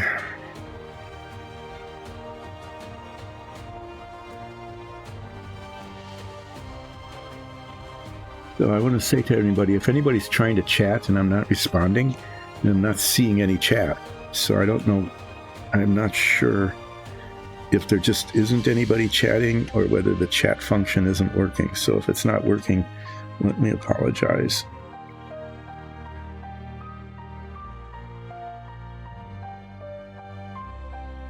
The intent is not to be ignoring people in chat, but to welcome them. But during break, just check to see, just do a little technical check to see what's going on.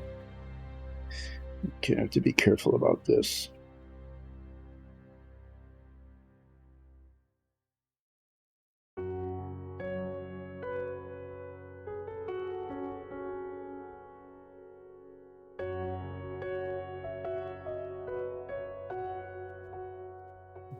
Here, don't know if I can reach.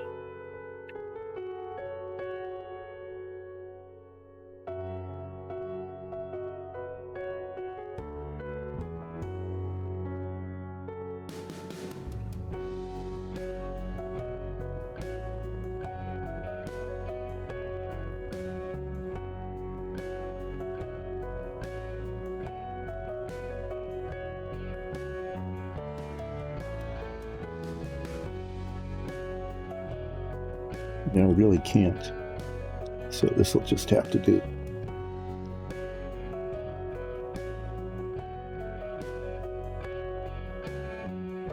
But that looks, it just looks better without the spots on it. Okay, what color shall I try next? Blue.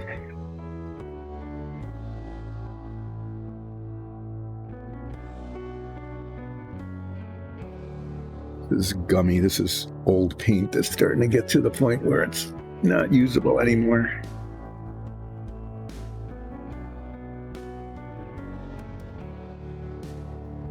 Dust. Dusty, dusty, dusty.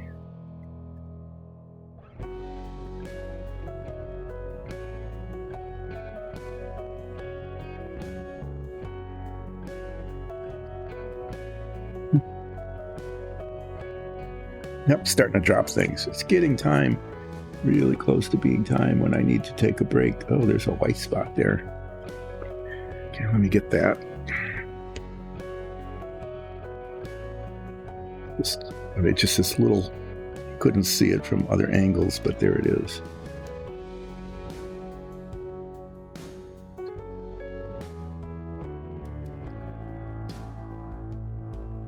Couldn't see it unless you look at it right from the very bottom.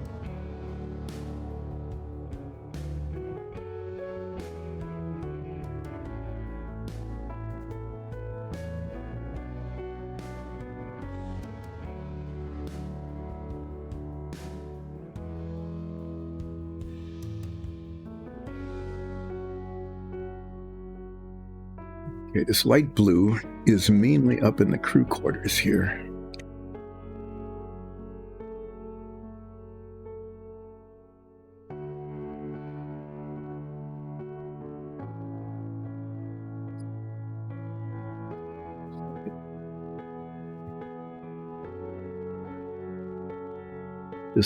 Just little things that are just a tiny bit wrong, that are just a little bit annoying.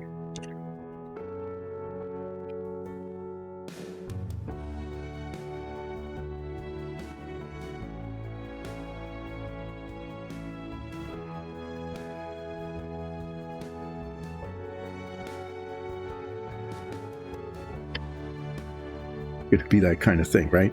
I'm just going to keep finding spots. I should save those spots and just do them all at once. rather than keep moving back and forth with the brush here.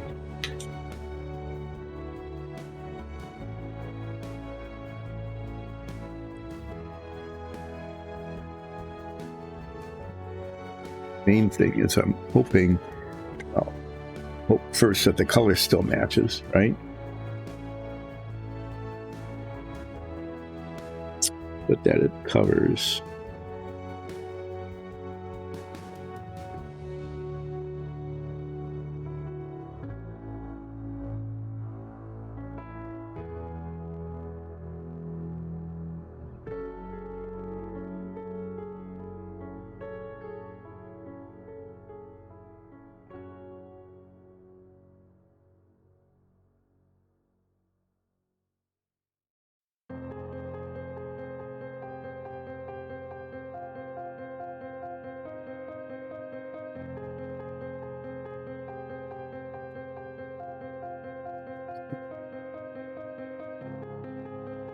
Here.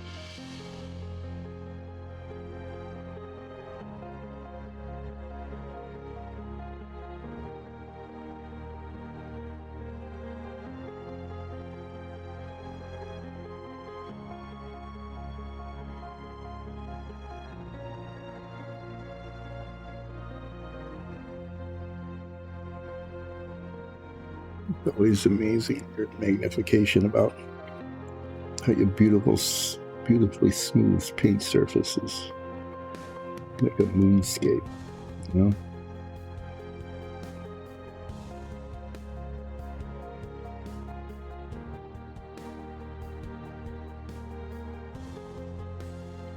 I think there was a green spot. Maybe this could use a little touch up back here.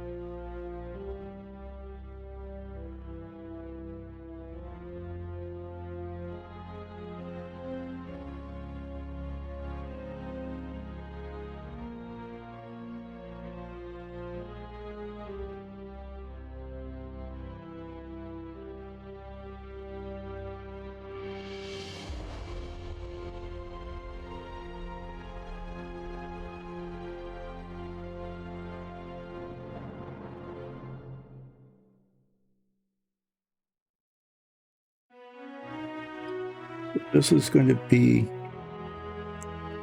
pretty much the end of the painting part of relaxing painting with Dyson Dungeons.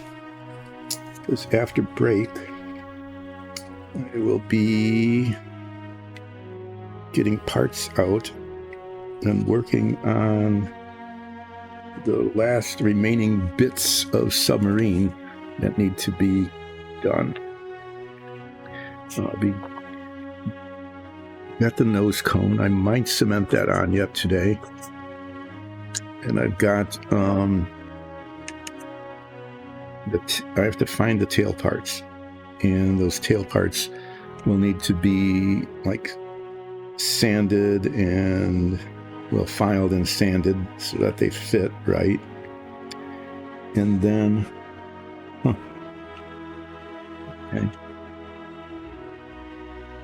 need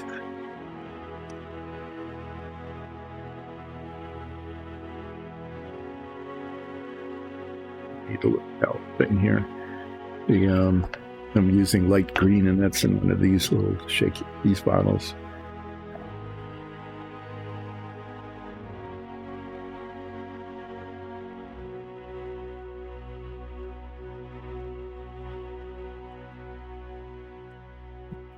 Thing.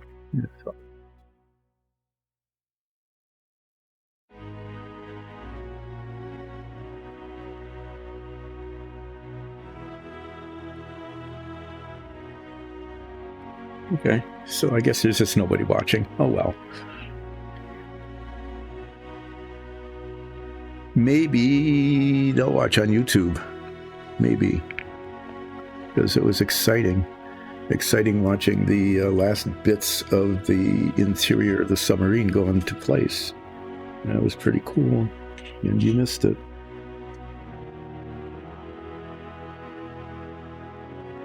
So where is that mess up? I know there's a spot. Is that a light blue spot? Yeah, that's another light blue spot I missed. There was a big spot of green. Oh, where is it? Way back here?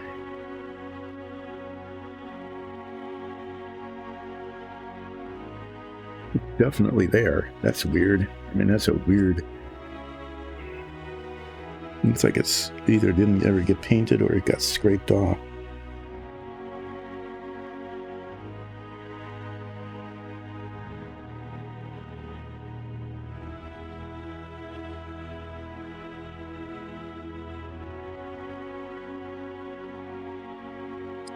I know there was a place. There's another spot that definitely was scrapage.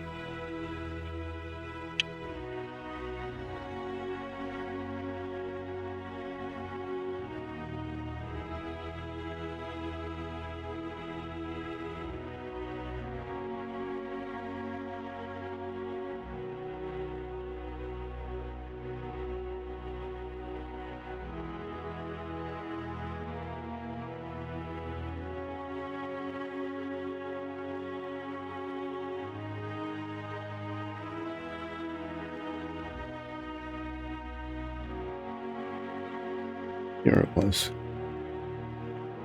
Maybe there was a place. It just wasn't that obvious.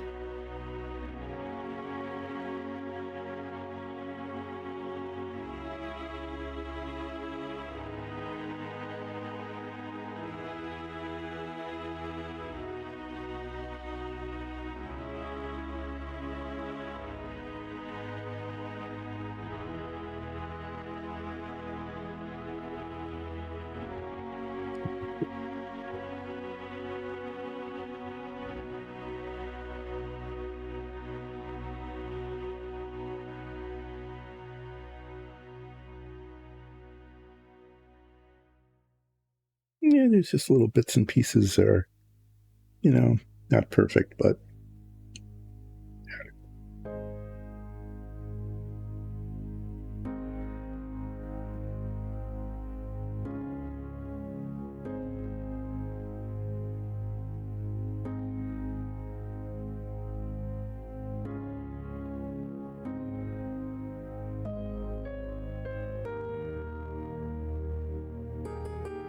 painting got better as it went along.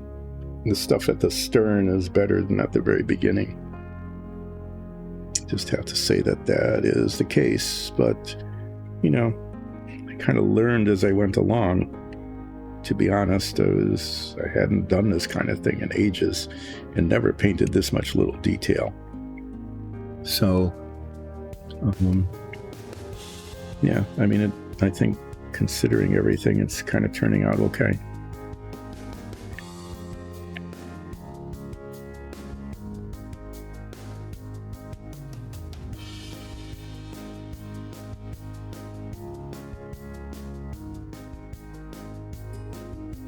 And I will then set this aside. Let me clean the brushes, and then I'm going to make an effort to once again install, that's the last bit there, I almost forgot about it, the escape hatch. Don't want to miss that for two reasons. One is, if there is no escape hatch, it can't escape. The other is that if there's no escape hatch, it leaves a big hole where the escape hatch was supposed to be, and that wouldn't be good, not on a submarine. So after I successfully, I'm being optimistic here, install that escape hatch, I'm going to set this aside and cover it up and get the pieces for the tail out. Not the tail, but the assembly, the aft assembly. Because that's the part that needs to be done next. Good. It's still not holding, right? So maybe what I need to do, maybe I just need to install this. I'm going to stick this in. It's supposed to just hold there, right? I need to cement it. I don't want to cement it.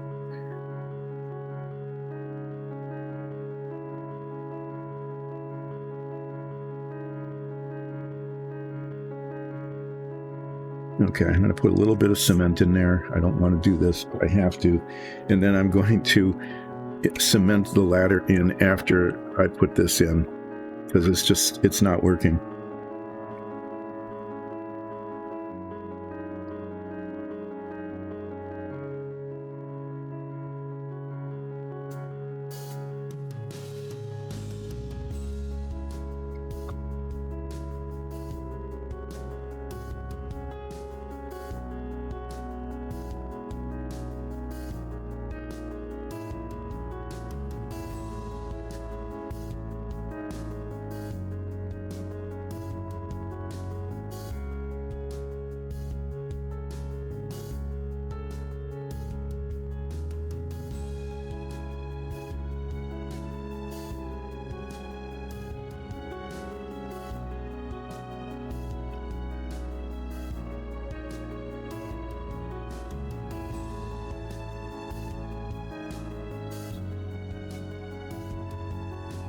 So I expected that to have been real simple and easy and straightforward and quick, and it's not. I don't know how this is going to go again. Getting the cement on these tiny little contact points, really little contact points, where it has to be done very carefully, because, good God, just not working. Now, I'm probably going to have a disaster here on this little bit that's supposed to be incredibly straightforward. Right?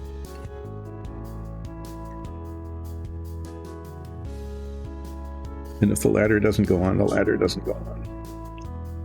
But this needs to actually stay in the hull of the submarine.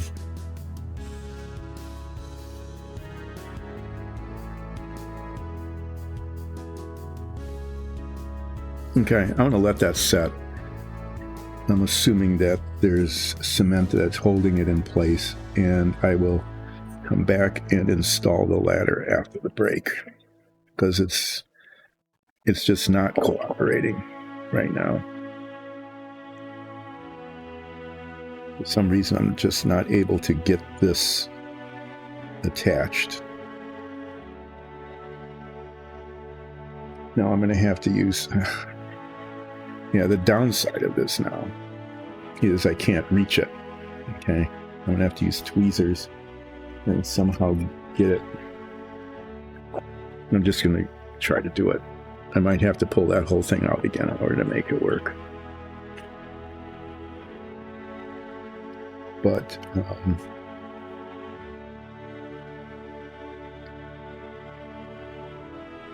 or maybe I'll just I might end up just having to use contact cement. I might have to pull this out if I can't get this on.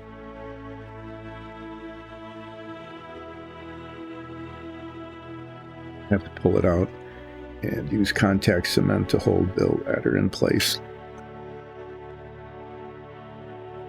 You know, it's just like really all of this other stuff.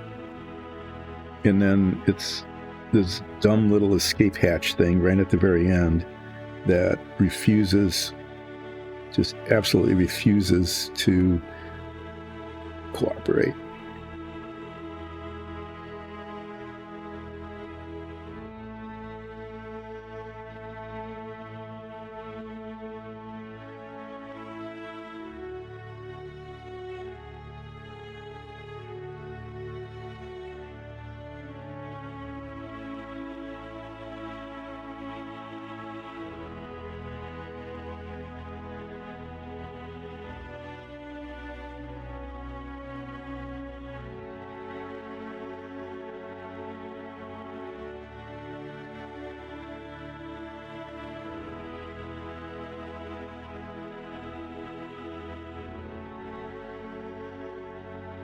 Parts in place for 2 minutes while the cement sets.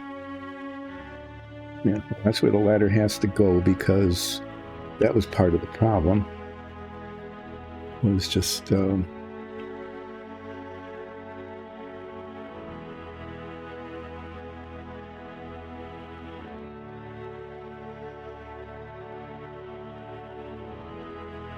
little too long.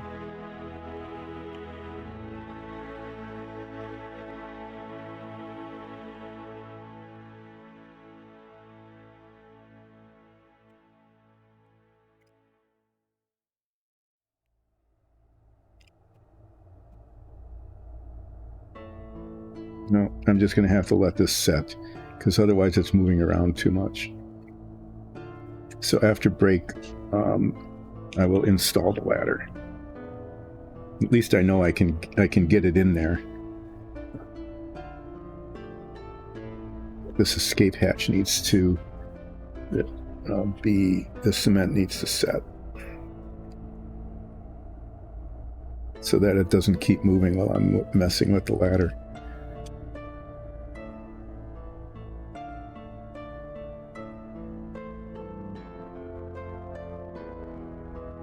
All right, so on that disappointing note, where this is going to have to wait until after break, I'll come back and put the ladder on, and then begin. Really? No, before break. Somehow or other, I managed to get green paint on right on the edge of that. That makes no sense at all. I don't know if you can see it, but right here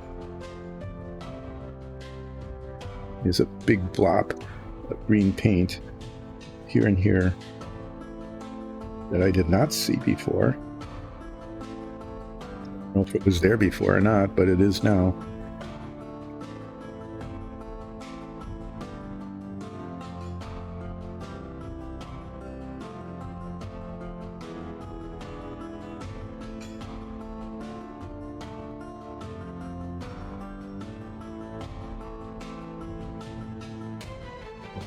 There was something that didn't exist that does now. It needs to be corrected.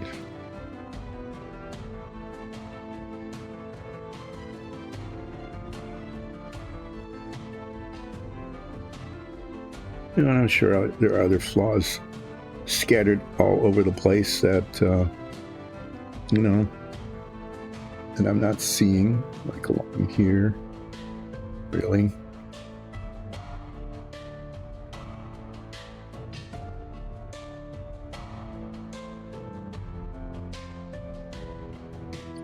Never going to get to break at this point, at this rate, and I keep finding things.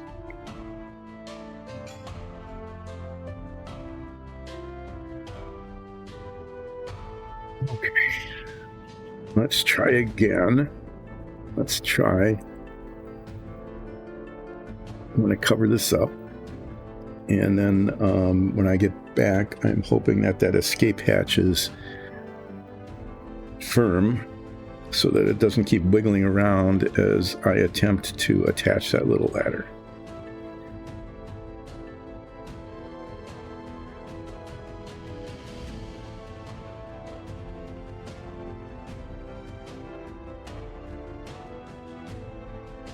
These are tight.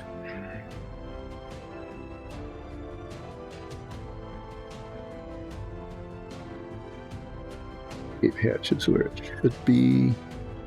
Get some paper towels out, just cover this up. And, minimize the dust, if not eliminate it. And then I'm going to put that little ladder on. And then,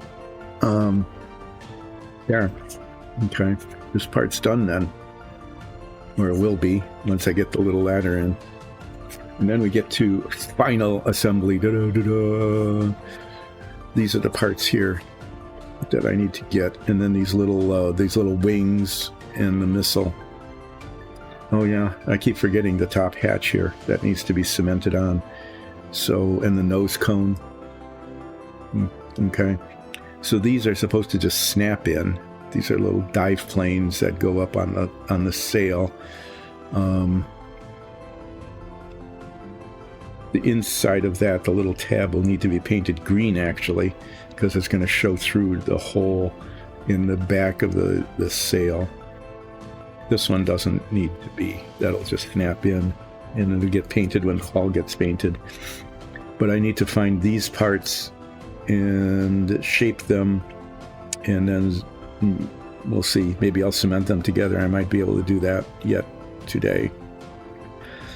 Yeah. So I'm not sure in what order I'm going to be doing this. I want to cement this in sooner than later because I keep forgetting it. I'm not even sure where it is anymore. Good thing, to look at the picture. I know where the missile is, and I might try to paint that. Hi! You joined in just in time to take a break, but let me show you what I've done. You need to see this.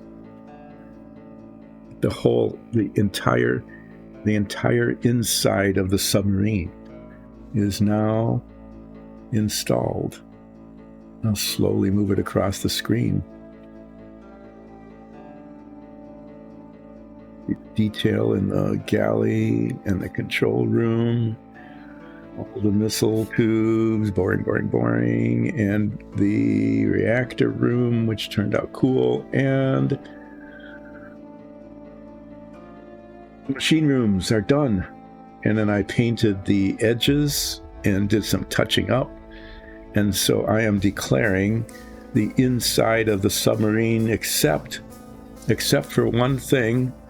There's a ladder that goes from the bottom of this escape hatch down to the deck that has broken off 4 times now, that after break I'm going to come back and work on. So that's what the inside of this submarine looks like now. There's a bunch of stuff that yet needs to be done, and some of it's like really fiddly. The nose cone goes on, and I want the outside of the hull to look nice, so I'm going to fill it in and sand it down. Okay, be filling that in and sanding it down, and that'll happen after the nose cone is put on.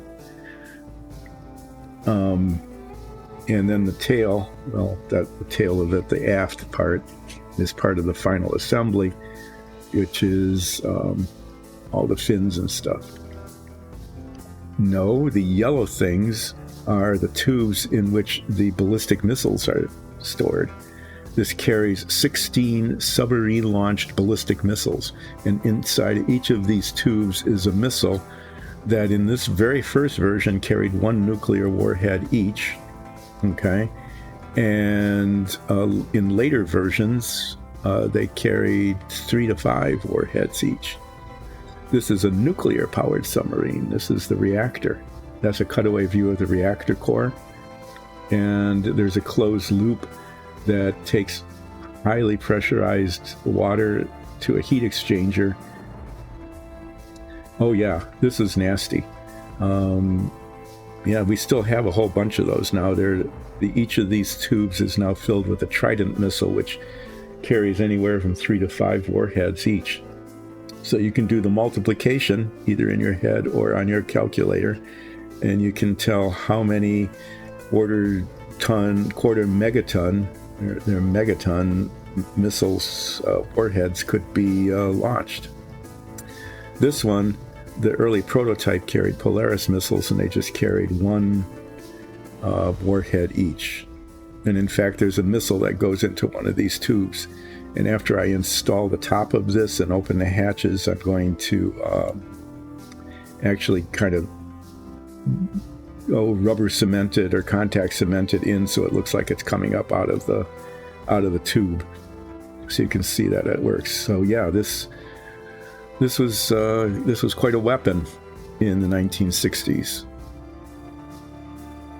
that created, it was nasty. Oh, look at that. There's a scar on that tube. Anyway, I keep finding flaws. Whenever I look at this, I find things that need to be fixed. But I'm going to take a break now, and after break, what I will be working on is getting this little ladder. That little ladder installed on this escape hatch back here, and then finding and shaping and cleaning up the pieces that go on the aft assembly. And then I might do some cementing. I might, just to get things done, I might install these little dive planes on the sail that go up here on the top. I might install the nose cone. I won't install these. These have seams that will need to be filled in after they're cemented before it's installed and painted. But we'll see. I found these big parts. So yeah, I'm going to be back. I know the break is a little late today, so it's okay. It'll just go until 1:45. Okay, so I'm taking a late break, and we'll be back at about more or less 12:45. I'll see you then and continue working on the submarine.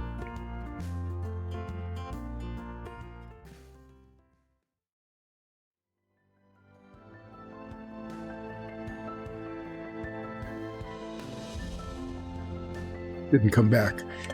Okay, there we are. This is what I'm working on, paper towels. Thanks for the follow. Sorry you came on during break. Break was a little late today because I kept trying to get some things done and they didn't get done. But I have accomplished much today. That is to say, I've got the interior of the submarine completed. I got these last 4 compartments completed today, which is pretty nice. And that means that the rest of the work is going to be largely on the exterior of the submarine. I've got to put the nose on, on the front, and I might do that sooner than later. I've got to assemble the aft part, the dive planes, rudder, and propeller, and get those seams taken care of. I keep forgetting about these little dive planes that go on the sail, but I need to find those and install them. So most of the post-break work is going to be just doing little stuff, but I have this ladder, this tiny little ladder, okay, that has just been a real pain. It's broken off of this, it's broken off of its attachment to the escape hatch like 4 different times. And I decided to cement this escape hatch in place and then make one more attempt, more than one attempt, many attempts, to get this ladder to stay in place. And I've been using the model cement, and like I said, the contact points are so small that they have not been holding during my attempt to install the escape hatch into the hull. And so I'm going to try again. This is going to be a little bit of a pain in the butt because now there's, I can't get there from here, right? It's the old can't get there from here trick.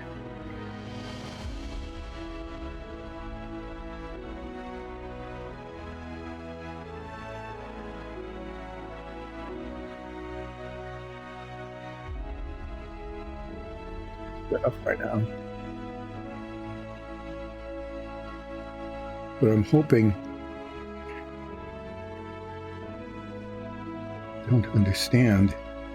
really don't understand why that doesn't adhere. And I'm getting to the point now where I'm going to make a terrible mistake and just get way too much cement on this and mess up the paint.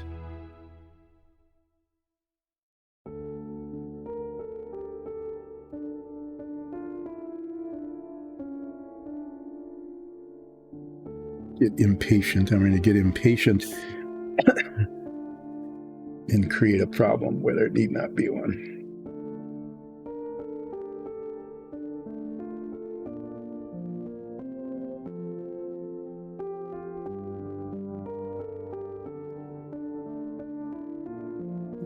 To do is stick, be vertical. Keep moving. Okay, it's so close. It's so close to being right.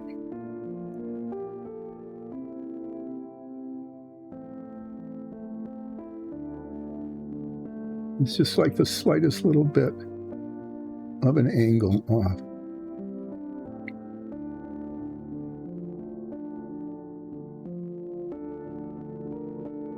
Come on.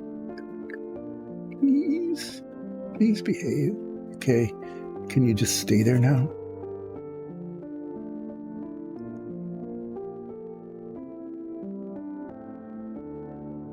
Right. No, I know. There it is. The ladder is attached to the bottom of the escape hatch, and there's supposed to be a big ladder, which I have, that goes from the bottom of this escape hatch down to the deck. It goes like right across here and lands on the deck just in front of the staircase here, but it blocks the view to the back. It just looks crappy. I'll just say that. It looks bad. So I'm not going to install it. So I'm going to, at this point, I need to find all these pieces. I need to find these little diving planes. Okay. The stuff in the tail. And there's other things I need to install on here. Maybe I'll do one. Let me see. I'm trying to find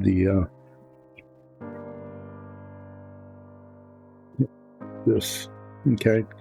This, I might just go ahead and try to put in now. This goes here.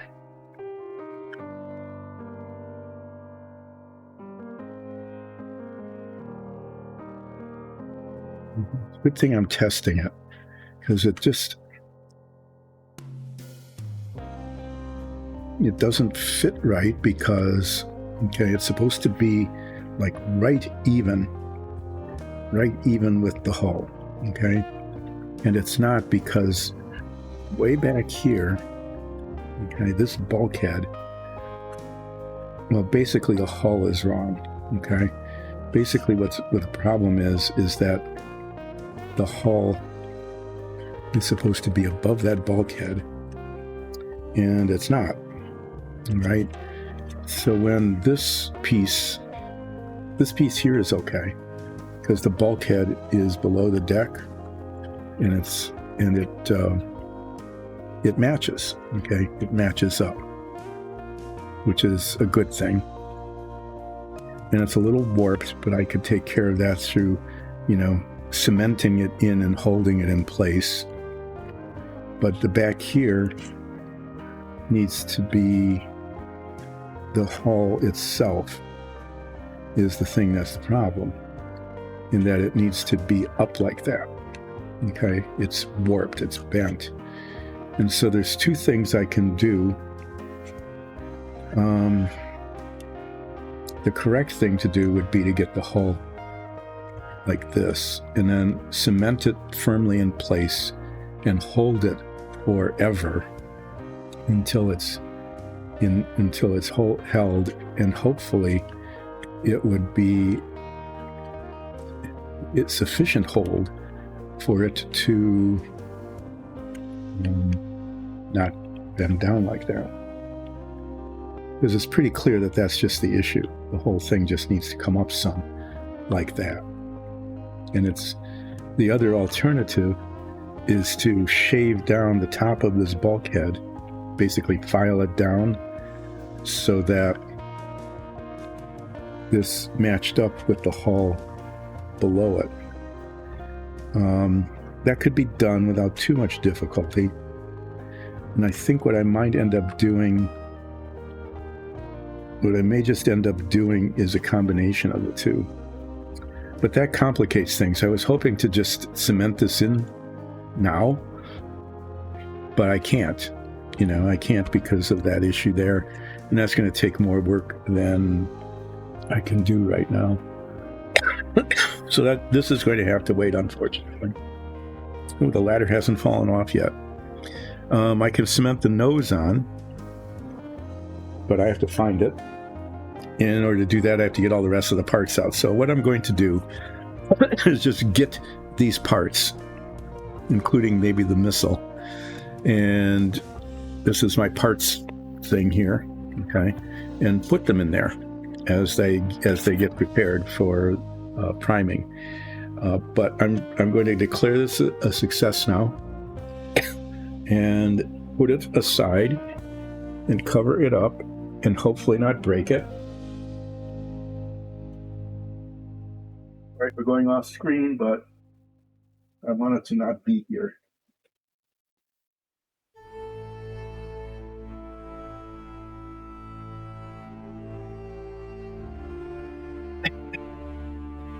This is the model box. It's one of 3. Okay. And I've said this before, I've got 3 of them because these are actual old vintage kits. Old, that's redundant, old and vintage.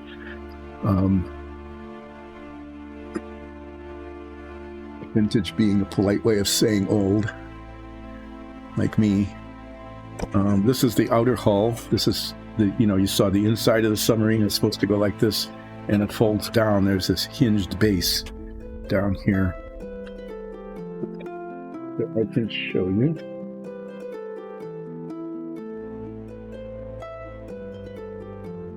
The parts that are here, and eventually what happens is that this goes in here like this. Okay, and those hinges are supposed to set in there, just perfectly, and they don't, of course, because none of these things fit.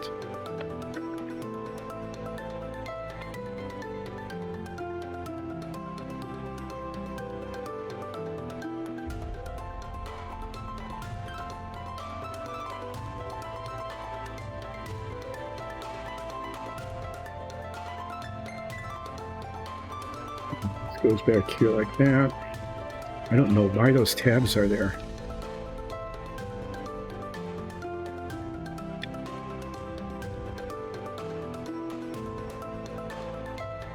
Tabs go there to keep it from, I don't know, I'm not sure what they do. Anyway, one of the things I actually could do today is I could cement this together. This whole thing is going to be painted, I've got the spray paint dark gray for the hull. Okay, that's going to be painted that color, and then the base I'm going to paint kind of a brown color, and I'll do that by I'll probably paint everything gray, and then I'll tape off the submarine, and then paint the base. Looking at this, it would actually be easier to paint the base and tape the base off, and then paint the submarine gray.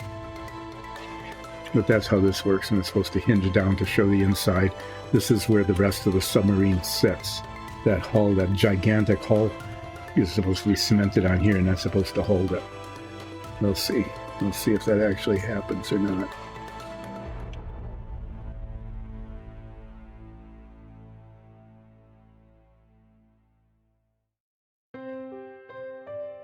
Yeah, and those tabs that are there for a reason I can't understand, essentially they keep the hull from going up all the way. I don't know what their purpose is other than to break off. You know, they just...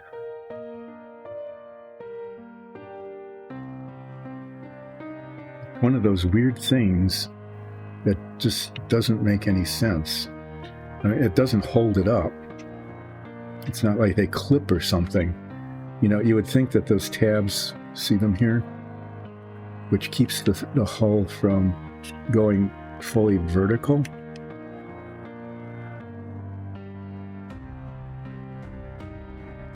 I might just give up. I might just take those off because they're just really in the way.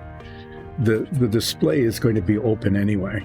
I'm not, I mean, you move this up, it's supposed to like clip on here and here and keep it closed, maybe to keep it from getting dusty or something. But these little tabs,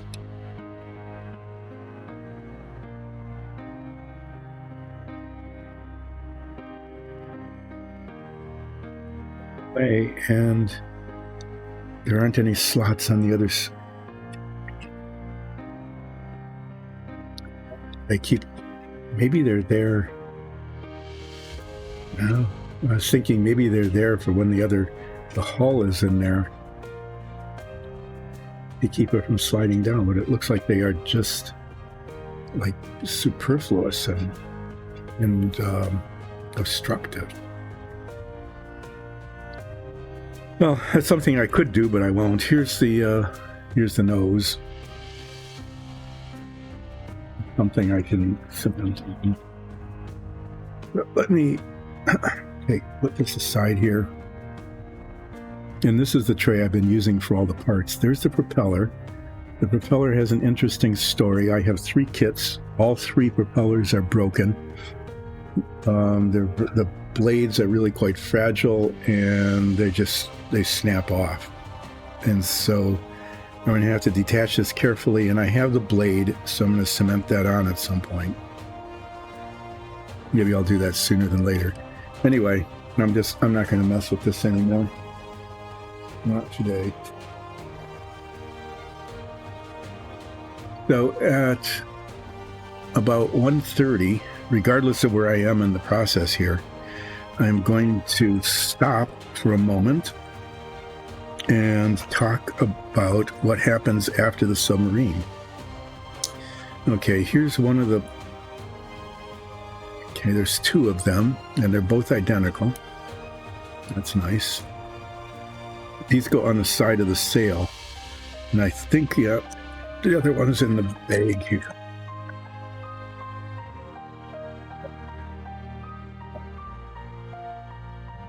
There's these parts.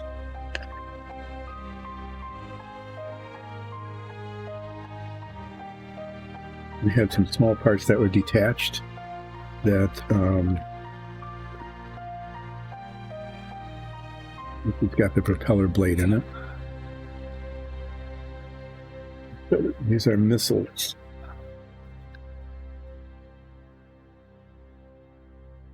One side, here's the other side. I think this is the last piece I need.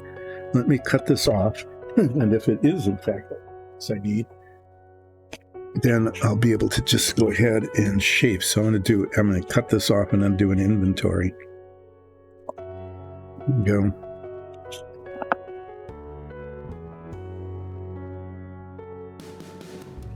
Okay, so I know I've got, I might show you the parts. This is the top that I was showing you before, the top missile hatches, the outer missile hatches that doesn't fit because the bulkhead, the bulkhead is fine, but the big hull is warped. So I've got two halves, here and here, those are those. I've got this bit in the middle that is never going to be seen, but this is essentially what holds the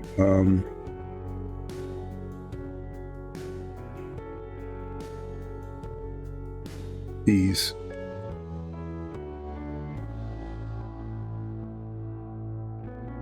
are the vertical fins. They cement on here and go inside the two halves, and then this goes around it so that very cleverly,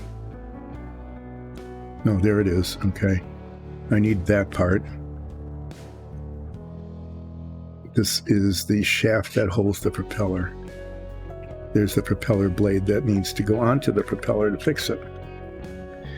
So it looks like I've got everything I need.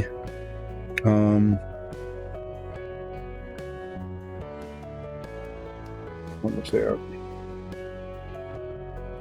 99. Okay. The one I just took off here. This is 99, so that goes on the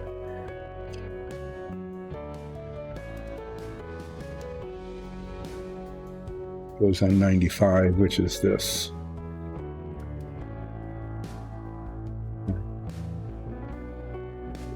There. I should probably keep these together. They're not identical.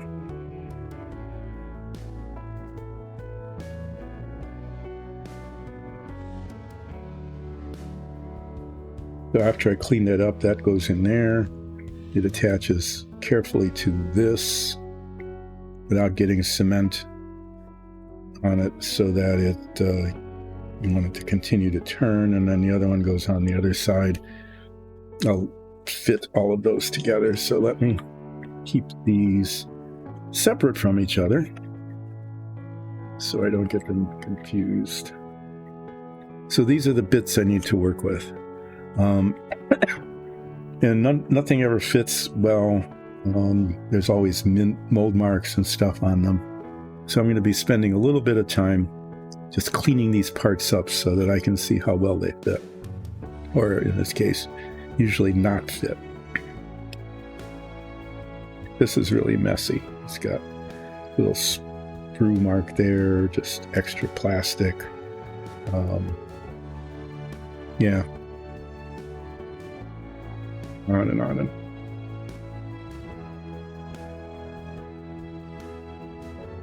And then of course, I need to repair the propeller. Yeah, so there's that. Okay, these are the ones that go on the side of the sail. Fortunately, they are identical, so I don't need to keep them separate from each other.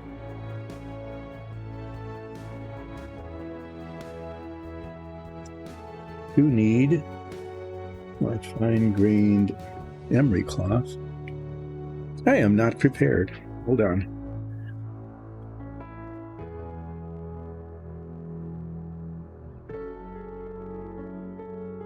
This is kind of my polishing cloth after I file things, or if there's just little bits that need to be fixed.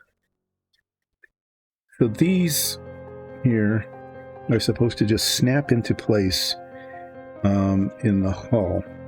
And one goes on the flip down, and the other one goes on the part that has the interior showing. And they're supposed to snap in and actually rotate, okay? So the one that goes into the flip down hull will just be painted the hull color. The one that goes into the sail, the conning tower, this little prong actually shows on the inside. And so that's going to have to be painted that light green color. So I'm going to paint these the hull color. And after that, I'm going to paint one of them green and then snap them both into place at some point in the future. So those look like they're okay. This is one of the missiles. Okay. And these are what go in. I mean, this is much smaller than the real one, but they give us a couple of these, and we're supposed to paint them red. I'm going to paint it like kind of a dark red, so it's not the same as the reactor color. And one of those tubes has a spring in it that's supposed to launch the missile. And it sort of does, but then not really. So just to give that appearance, because these hatches open, I'm going to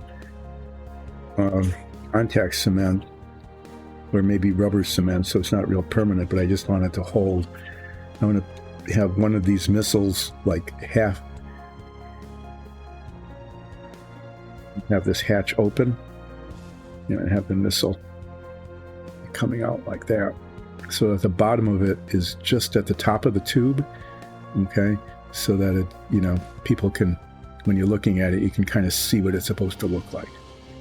Yeah, I'm going to mess around with that and somehow get it to work. I'm not sure how, but, I'll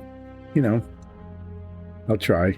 We'll see how it goes. And there's two of them.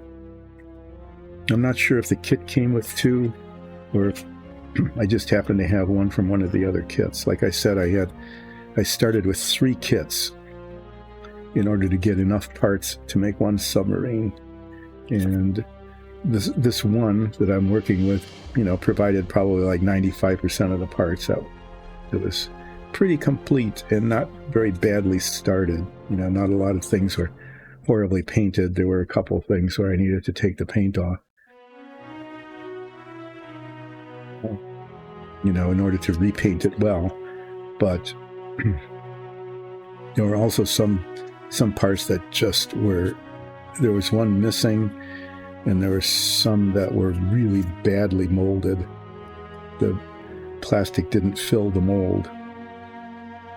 What's weird about these missiles is that they don't have a seam down the side. Usually these things are done, in a mold, but it looks like they were like molded vertically or something.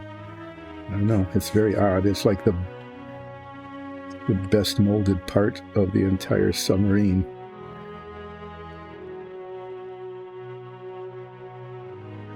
Yeah, this is a little bit boring, but all of these parts they have issues that need to be corrected.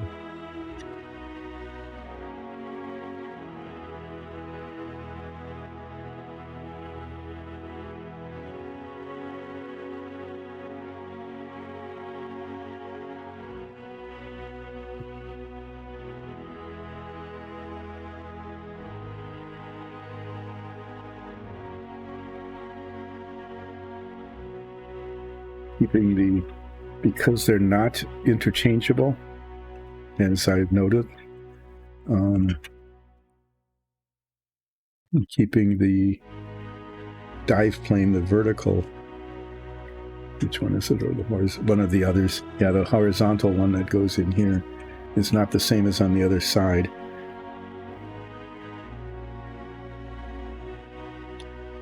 Keeping them together and separate from each other.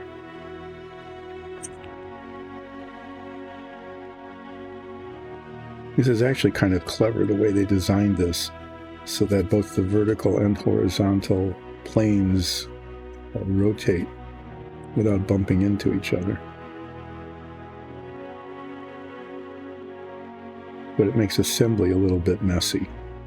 gives a great opportunity to get cement on the moving parts so that they don't move, or not get enough cement on it so that they don't hold. Yeah, there's I don't know, you could probably not see it, but this is molded top to bottom. I mean, 2 halves of the mold. And yeah, there's a seam that shows on the side, and it's going to show on the front as well. So I'm just getting rid of it.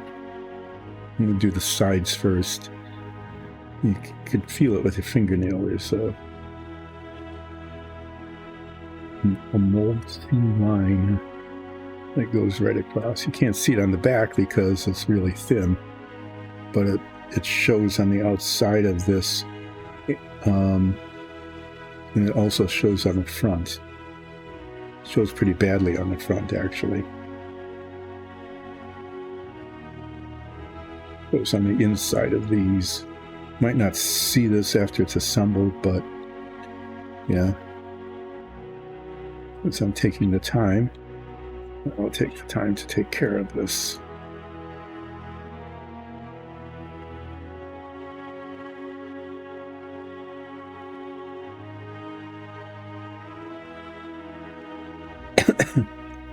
So, yeah, I mean, the inside of the submarine is done. Now I've got these little bits, and they take a fair amount of time. It's really kind of annoying for me and the viewer, because they're not very interesting. You know, there's not much painting involved. It's just like fixing molding flaws, fixing flaws that were created when they were molded, and then they need to be painted, and they'll be painted off screen because I can't show the spray paint and the spray booth and stuff, because this isn't a studio, it's just a ring camera, right?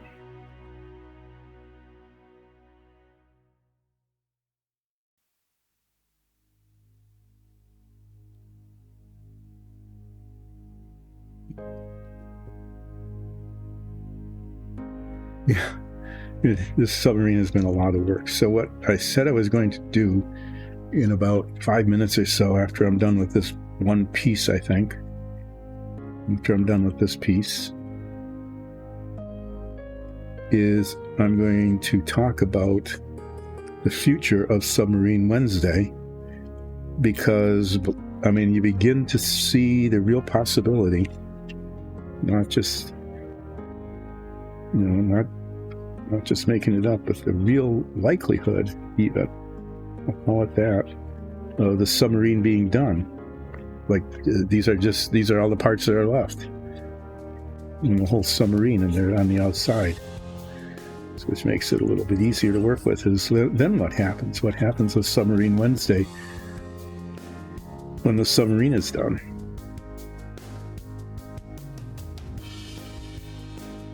What I'm not going to do is I'm not going to get another kit and build another one. It does not need a twin. This has been quite an event getting this finished, or getting it close to being finished. What I'll probably do is I'll probably do something like show it off and then drop it, and then the thing will be shattered, and we'll say, oh well.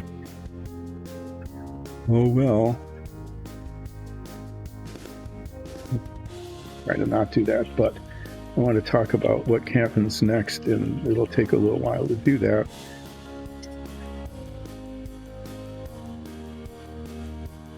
I'm not sure what you're going to see on next week's Submarine Wednesday. Probably like some final assembly stuff. I'm not going to get around to cementing this today, so I'll be cementing pieces in place next week, and then maybe filling in the gaps. I'm not sure.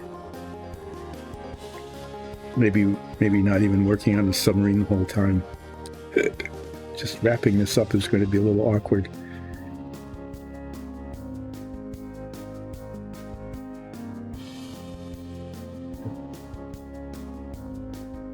The nose cone is done, pretty much. What isn't done with it will be handled when it's filled and sanded. These are little dry shaft. This has to be, here's a flaw. I need to catch it because it's supposed to rotate. And who knows? I don't know what the clearances are going to be, but there's a little mark there from the sprue.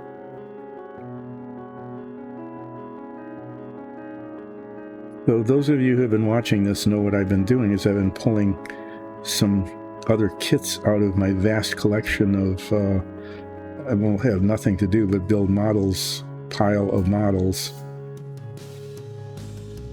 to take the place of the submarine.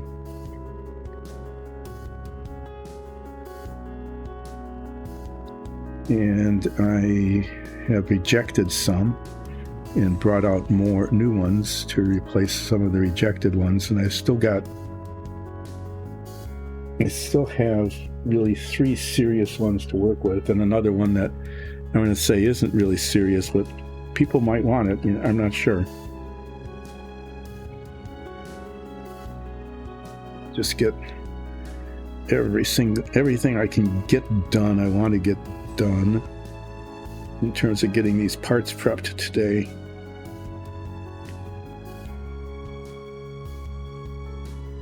And then I'll save the assembly for next week.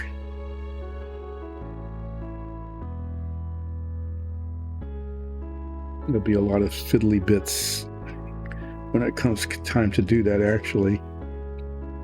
And part of the fiddliness will be working on that combination of the hull of the submarine and this part here that doesn't fit on one side because the hull is warped.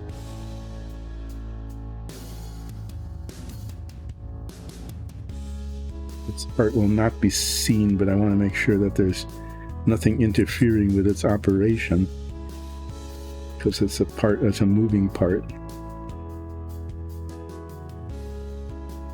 Okay, so I've got these pieces, these 2 pieces, and the propeller.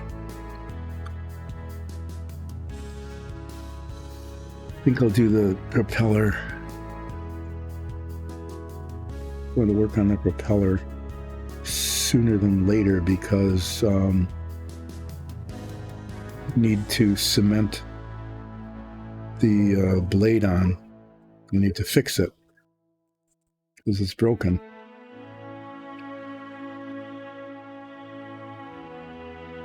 Just weird mold marks on this as well.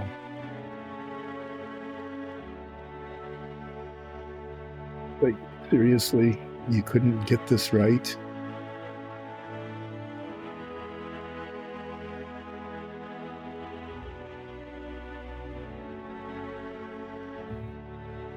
Painting the propeller bronze.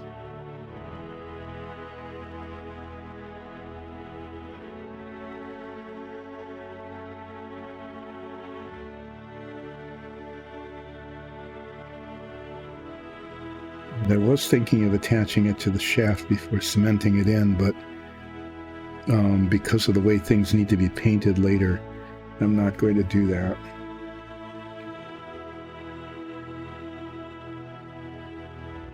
So I'm going to paint the shaft bronze and cement it in, and then attach the propeller near the end. Okay, let's see if I can cut this off without breaking it.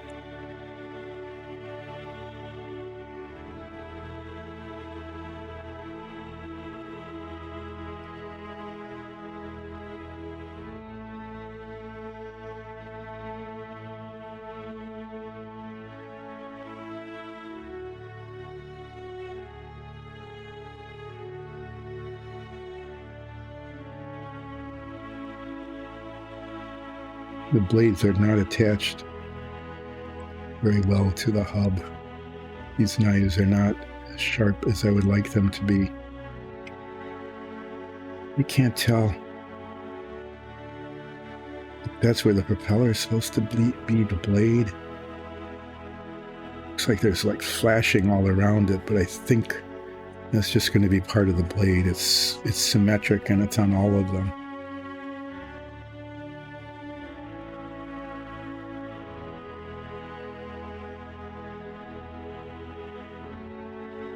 Yeah, this is taking a lot longer than I thought it would to just cut this off without breaking it.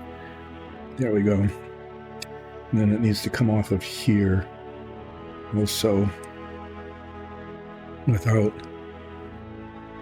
leaving a divot. I keep saying what I really need are some jeweler's saws. Maybe one of you can go on to patreon.com/Dyson Dungeons, patreon.com/Dungeons, and become a patron. And you can become a patron and contribute enough to pay for a set of jeweler's saws. And then we'll put you in the credits as provider of jeweler's saws.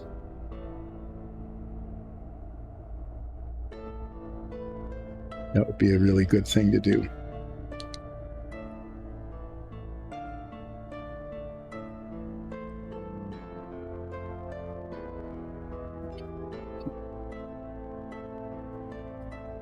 Disaster. Just need to file down where it came from, because it left a little bit of plastic on it. And then on the blade of the propeller, where that came off, there's some excess plastic as well. I know I should be talking about the successor to the submarine, but I just really want to get this done. I am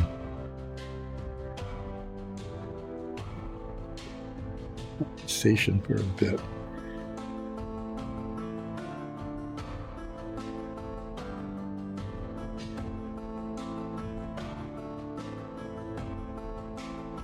And after I'm done talking about the successor to the submarine, I'm going to cement this blade on so that the propeller is complete.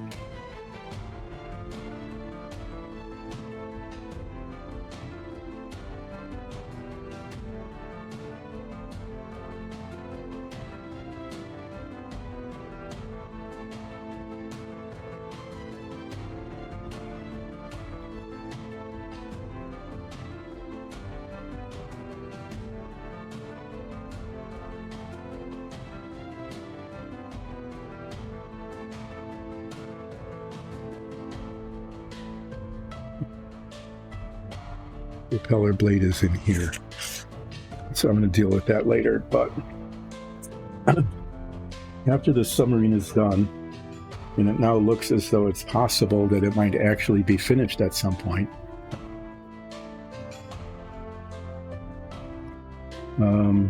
yeah, what do I do with this? Get that out. Put these. I'm just putting these big pieces back in the box so that I can cover it up and move the box. The box top is pretty cool.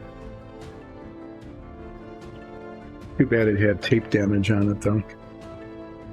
The other one doesn't have tape damage, but the corner's torn. You know, that's the kind of thing with these vintage things, is that none of them are perfect, and they're perfect and imperfect in different ways. So after the submarine is finished, which will be sometime yet during 2024,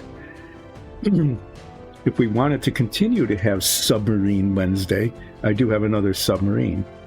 It's the this is from the Museum of Science and Industry in Chicago. It's the U-505, which was a German submarine captured near the end of World War II in June of 2 days before D-Day, actually. In June of 1944, and that's what it's supposed to look like when it's done. You know, it's a fairly detailed model. It, you know, it looks like the real submarine, which is at the museum, except it's a lot smaller. You know, and this wouldn't be too hard to do. need spray paint on it, 2 different colors of gray. I'd want to spray paint those rather than brush it because they're fairly long. So if we needed to do a submarine, that's it. But there's alternatives to the submarine, which are not submarines. And so far, I've narrowed it down to 3, of which probably next week even might have to pick one. This one's kind of weird, but it's kind of fun. This is, it's hard to show these. This is the Star Trek original series Enterprise Command Bridge. Okay, and you can see by the cover art that they didn't take it terribly seriously. I guess just the cover art really sucks. So I thought it would be molded in red and black and blue. I saw one of these on eBay. I wanted to check to make sure that if I built this, I wasn't destroying some sort of highly valuable collectible. It's not. It's worth, it's like $20. So nowadays for a model, that's about what it would be. This was issued in, 1990 or something. I don't know. It's a commemorative kind of thing. On the 25th anniversary, 1991. Wow. Okay. There it is right there. There's a little patch on the cover. So the really cool thing about, 2 cool things about this. One is that the cover art really is amazing. Look at their shirts. They went out of their way to have massive wrinkles. Just massive wrinkles on their clothes. Just like what? When I saw the open one on eBay, it's all molded in white, nothing in color. Everything is white, all the parts. So they have to be, airbrushed or something, probably, so that they didn't have brush marks. It wasn't such a big deal in the submarine because everything was so tiny, that the unevenness of the paint didn't much matter. But on this it would. And I speculated, given how this looks, that those would be stickers, and in fact they are. There's a big sheet of stickers, which in this case, since it's from 1991, which is 30 plus years ago. So this has been around a while. Yeah, it may or may not be, the adhesives may or may not be working, but there's always rubber cement or something. But so this would be kind of fun to build. And if there are figures inside, we'll have to see if they were molded in wrinkles or not.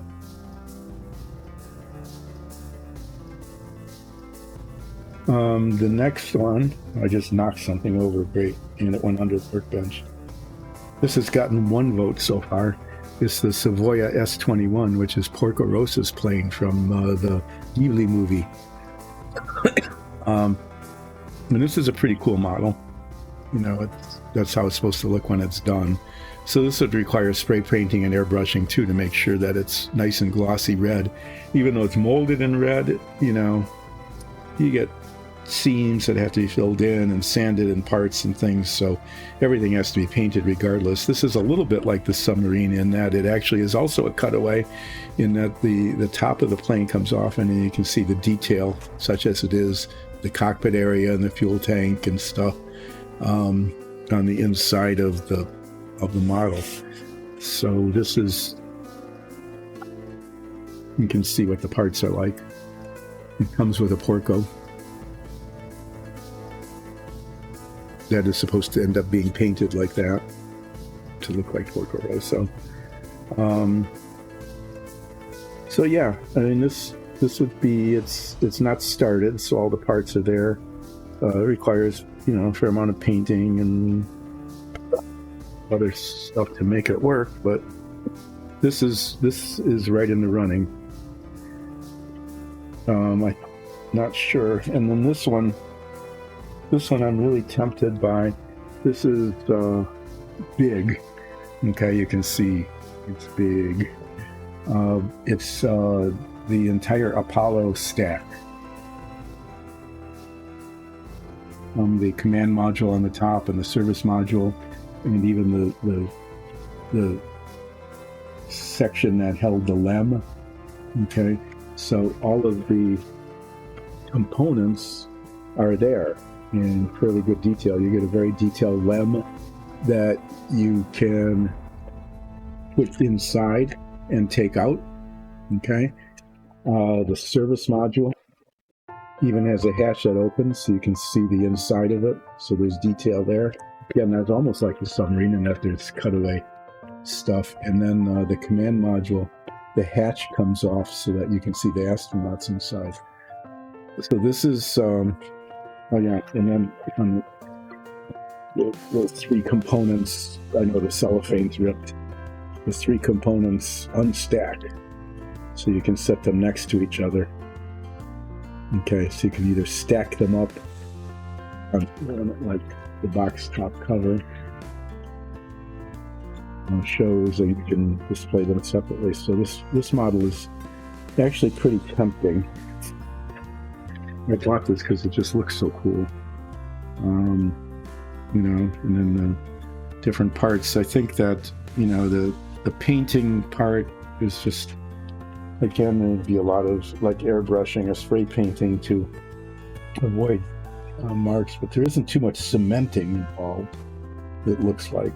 Or the cementing part are things that you know, can be filed and sanded and get rid of seams and things like that. So those are the three models that are currently in the running. I'd say the U505 is there just in case there's an unrelenting demand for submarine on Submarine Wednesday. Otherwise, it will become Savoya Wednesday or a Star Trek Wednesday or Apollo Wednesday. We could still call it Submarine Wednesday, even if there isn't a submarine. Just to let you know that that's there. Okay, I'm going to continue working on these because I just want to finish the prep, even if I go a little long today. I don't have anything else planned for the day other than recovering from relaxation here. So what I didn't do today, which I usually do, is I didn't show any dungeon tiles because it's just been working on the submarine. Doing things like filing this down to get rid of the mold marks. Spending a huge amount of time trying to get that dumb little ladder at the bottom of the escape hatch to hold. That was annoying. It's weird. Right around the end of the stream, I start getting hand cramps. So there isn't too much more to go on this. I just need to file these down, and well, you know, they just take longer than they should because I don't want to file them too far. Get rid of the mold mark because they will show and it would be annoying.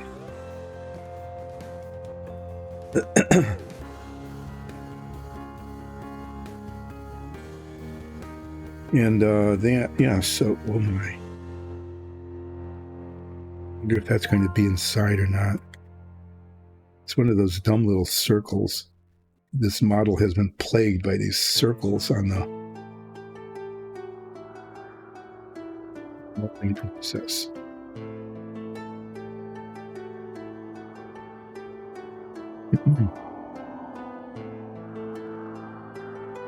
So there aren't very many more parts left. There's a lot of opportunity for things to go wrong in terms of things like either putting on too much cement in the wrong area so the stuff that's supposed to move doesn't move anymore, not putting enough cement on to try to avoid that from happening, and ending up with parts that fall apart, which would be especially annoying if it's like this part. If these like came off, if they were not really fastened to the part in the center.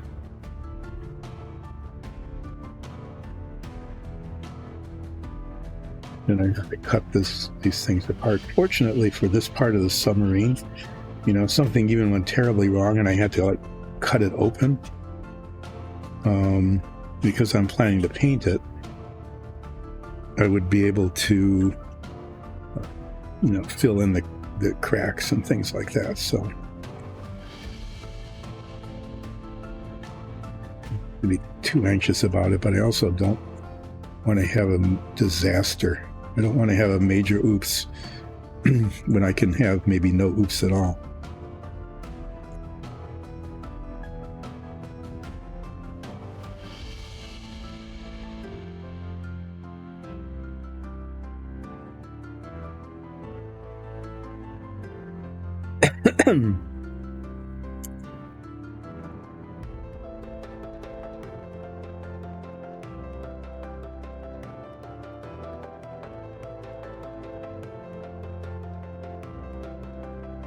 This would have, the whole submarine probably would have taken like 2 streams fewer cumulatively over the life of this submarine construction if the parts had been molded better to begin with.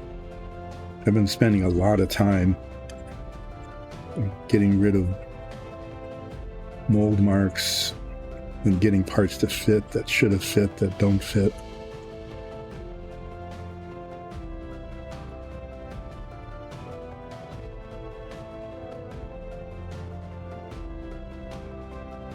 But, yeah, believe it or not, and I don't really believe it, Submarine Wednesday could be coming to a close.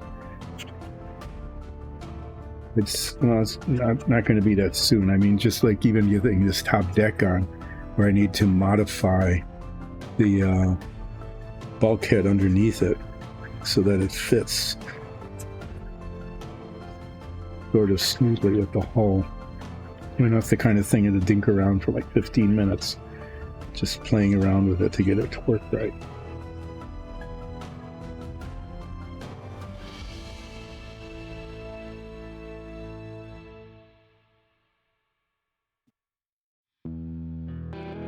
So this is the kind of thing you get, right? See that? In the real submarine, there isn't a dimple there. Why is there a dimple? Because there's a tab, right? And the tab in the mold, they didn't put enough plastic in, so that on the outside, as it went into that part of the mold, it formed a dimple because it's short of plastic. So that'll have to be, that's another thing that's filled in. There's another one here. Just because of this raised part here where the pin is, not much can be done about that, but those are the kinds of things that you just look at this and say, well. So I think master model builders are well aware of that. They'll buy a model knowing that they're going to have to just spend most of their time manipulating the parts to get them to fit. Sometimes even recreating the parts.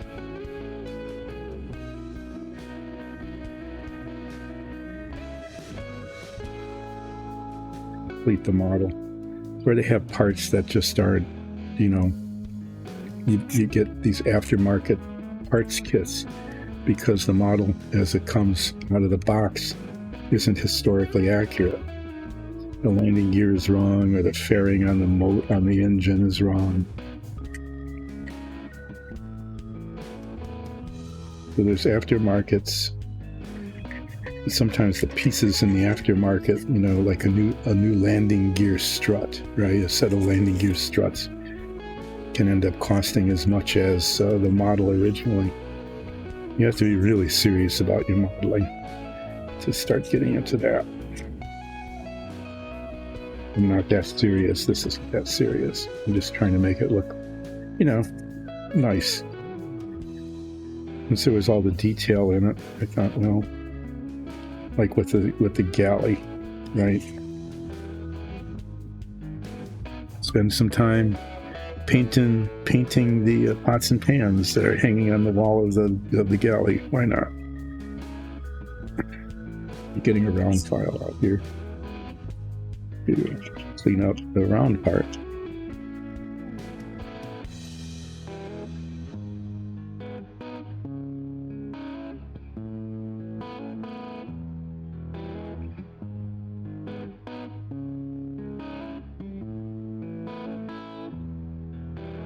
Yeah. So when I was little, not little, when I was younger, little, when I originally built the kit, when it was like new to the market, I was maybe in 7th grade, I guess. I'm just guessing, but that seems about right, that I was like in about 7th grade. I wouldn't be spending the time cleaning these parts up like this. I would have just cemented them together. And if I'd done that on the stream, things would have been done much earlier, but I didn't. And so you all get to watch me do little dinking around, cleaning things up. Tiny little lines. I think I'm going to try to... Are they on this one too? Yeah, I mean, it's pretty nicely molded compared to most of the others, but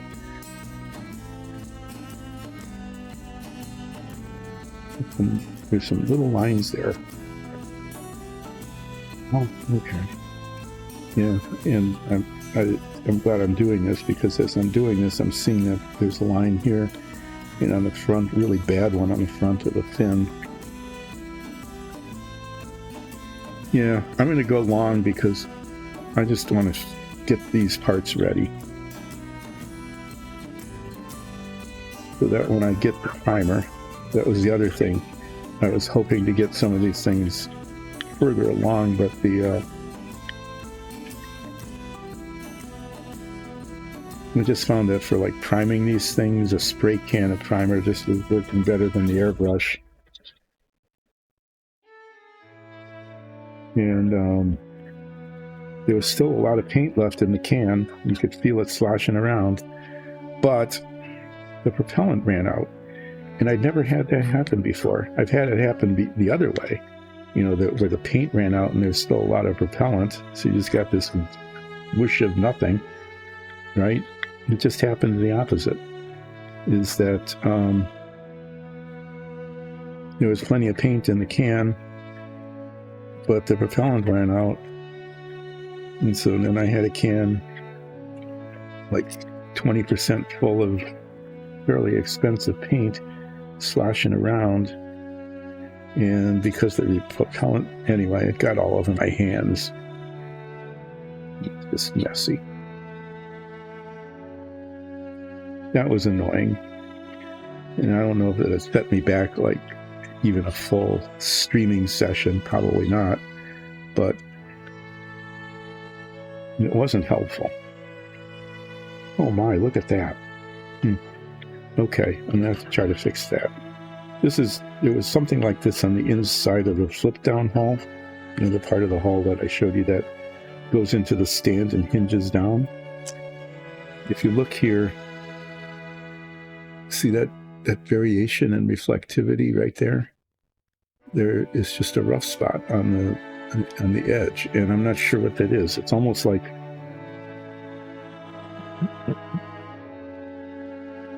someone got cement on it.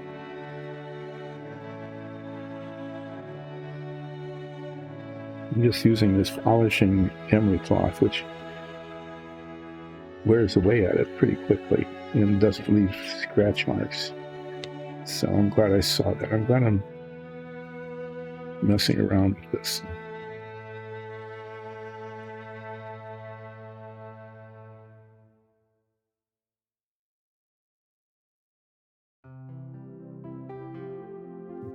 That's flashing across the top.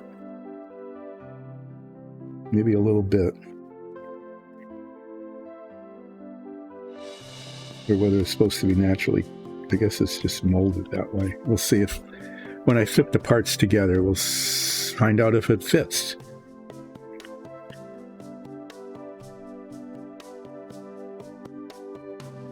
But this is the last of them that needs filing. And then I'm going to do something I shouldn't do at the end of a stream, which is something that's, maybe I won't. I was thinking I'd try to cement the propeller blade on, because it has to get done. But that's something I can do at the beginning of a stream when I'm, I don't have to worry about being like lost focus or shaky hands, which sometimes happens near the end of the stream like today.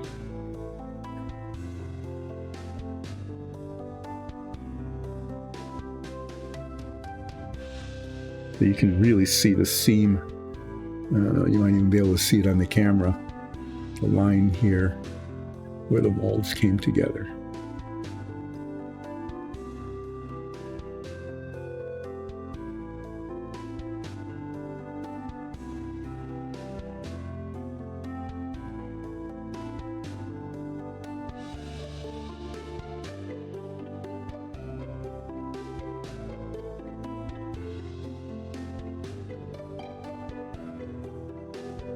Getting close to being done of prepping these parts. So this whole tail assembly, this whole aft assembly, except for the propeller, which actually it's okay because, like I said, I'm not getting to the propeller today. The blade has to be reattached.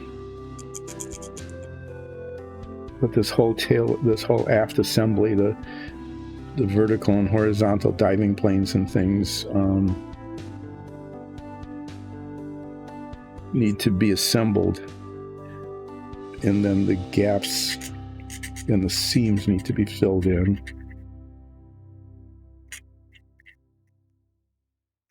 so that they don't show,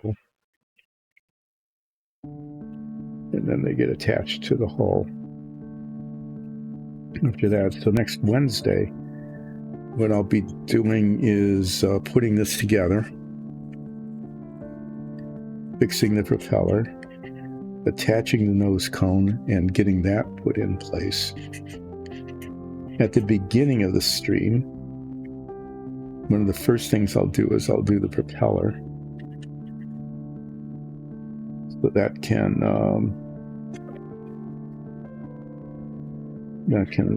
set up, and then I'll paint it. I'm going to paint the propeller and the drive shaft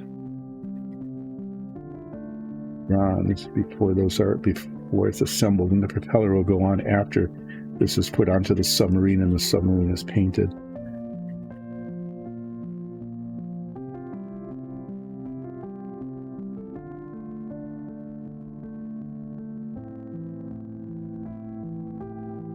Yeah, so I'm kind of planning ahead there. And then I'm not sure that it'll take, at the rate things go on this stream, it could very well take the full stream. If it doesn't take the full stream, then I'll either work on a minifig or end early, or maybe open up another model. Sure. But there's a fair amount of work to do. I need to get the other half hull, cemented into the stand. I decided to paint it after it's assembled rather than before. So it's just a question of whether I paint the stand first or the half hull first.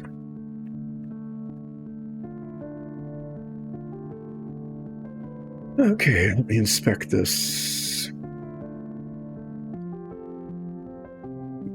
Some issues with it, before it's done, or after it's done. There's always issues with this. So, okay, these are the bits that need to be put in yet. I am going to paint these probably, and one of them goes into. You can see one goes on this hull, and the other one goes on the inside of this, and the thing that pokes through there's a hole on the inside of the hull. These are supposed to move, so I can't cement it in and fill it in, but I can paint the little prong green so that it matches the inside of the submarine. So the painting that needs to be done, there isn't much. It's just painting the green thing after these are primed, painting the missiles, Okay, paint the missiles, fixing the propeller, and then at the end of the stream, or close to the end of the stream, after I test fit all these parts, hopefully the cement will be set enough that I can paint the propeller. If not, it's like the very last thing that goes on. So that's the painting parts, is the propeller shaft, maybe the propeller, the missiles, the edge of that. There's not going to be much painting happening. There's going to be a lot of gluing, not gluing, but cementing. The nose of the submarine will be cemented to the front part. I'm going to try to get this deck on one way or the other.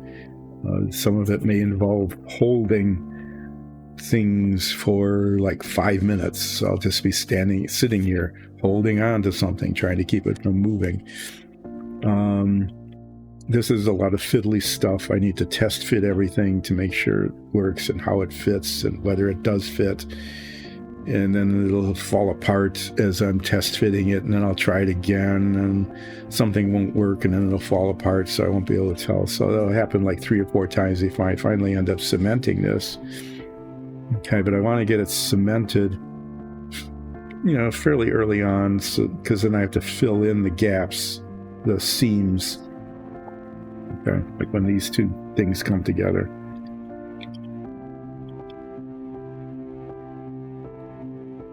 You can see no matter what, you can see the seams. Okay, and I don't want those to show, so those will have to be filled in.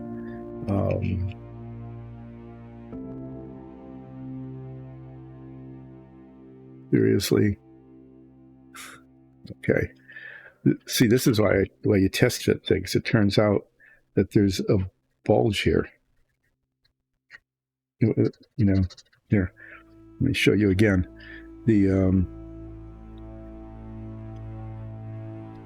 Put these parts together.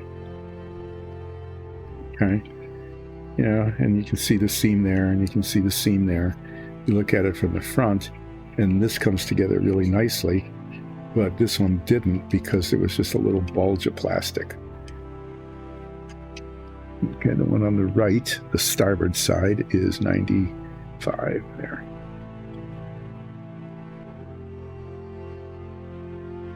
Yep. Okay, so thanks for watching. I got the inside done. The inside looks like this now. It's all in there.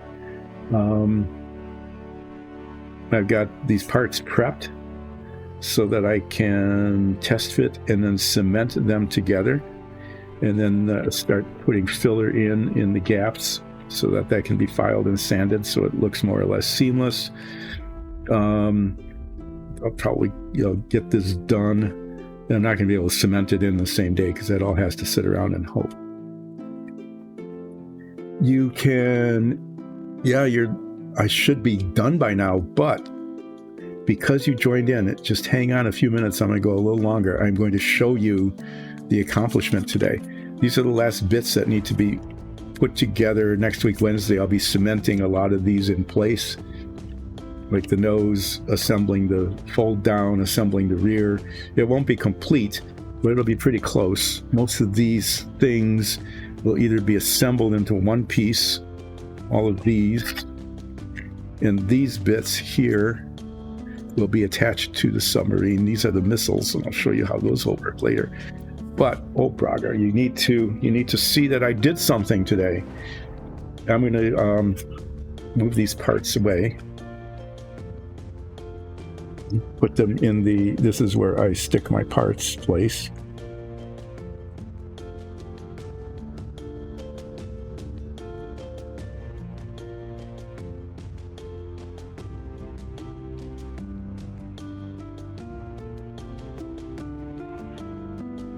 So this actually deserves an unveiling. Okay. From fore to aft. You've seen this part before. Okay, as I move it along, there's the galley and the control room and all the little things, and then the lethal tubes holding the lethal missiles. the reactor room.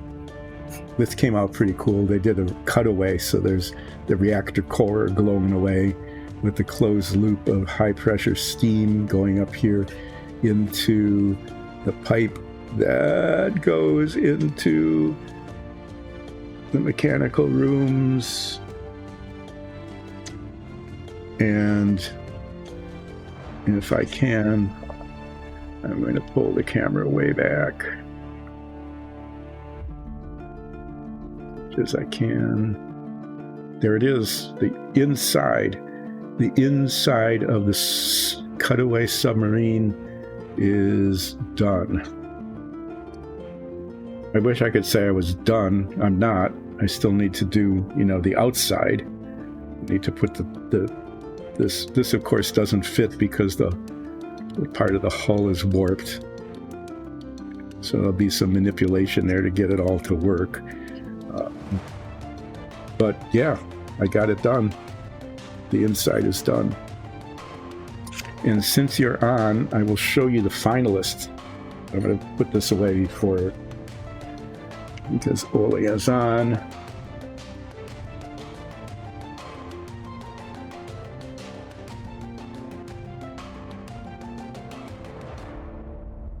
So for symbolic value, if I must have a submarine Wednesday, I do have another submarine model. I think I showed this before. I talked about it, the U-505. And that wouldn't be a bad one to build if we need to have submarine Wednesday submarines. If it doesn't have to be a submarine, the ones I've got are the bridge, the command bridge of the USS Enterprise 25th anniversary edition.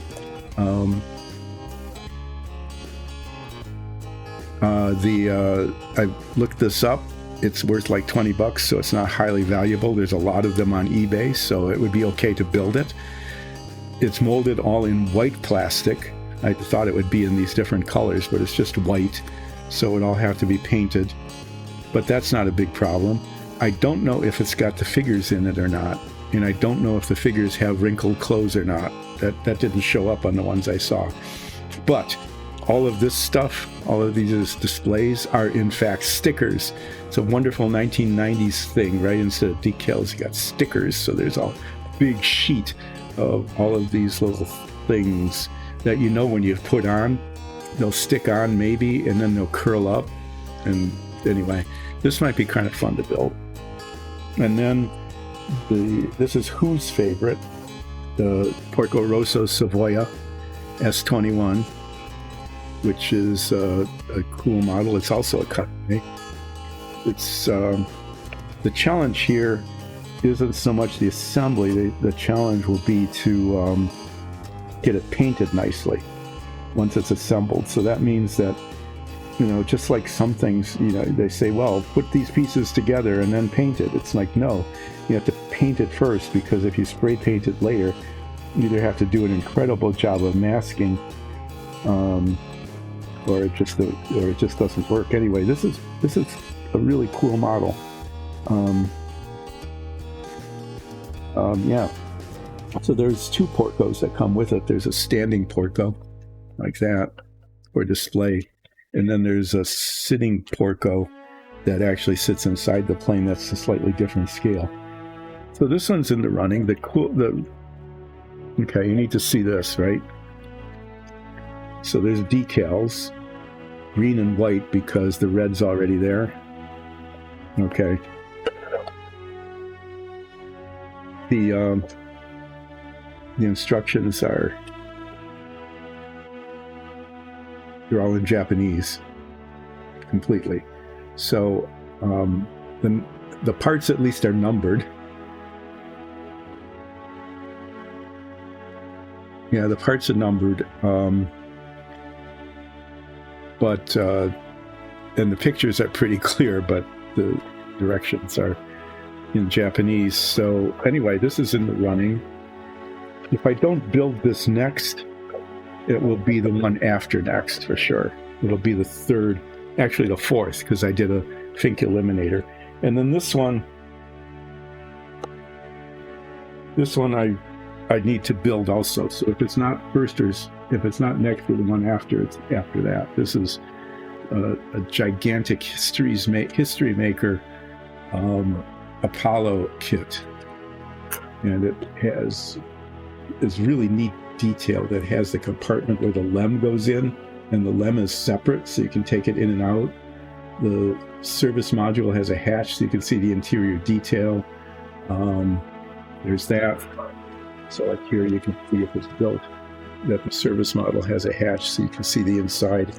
And the hatch comes off the command module. I wonder what's going on with the dogs. And then there, I'll show you see the detail of the engines and the LEM. And I bought this model to build it. I really wanted to build it at some point. So you can see there's a theme here, right? Like the Porco Rosso model has a cutaway in it, so you can see the inside of it. This has hatches, so you can open up and see the inside of it. So maybe the model I would build after these would be the B-29 cutaway.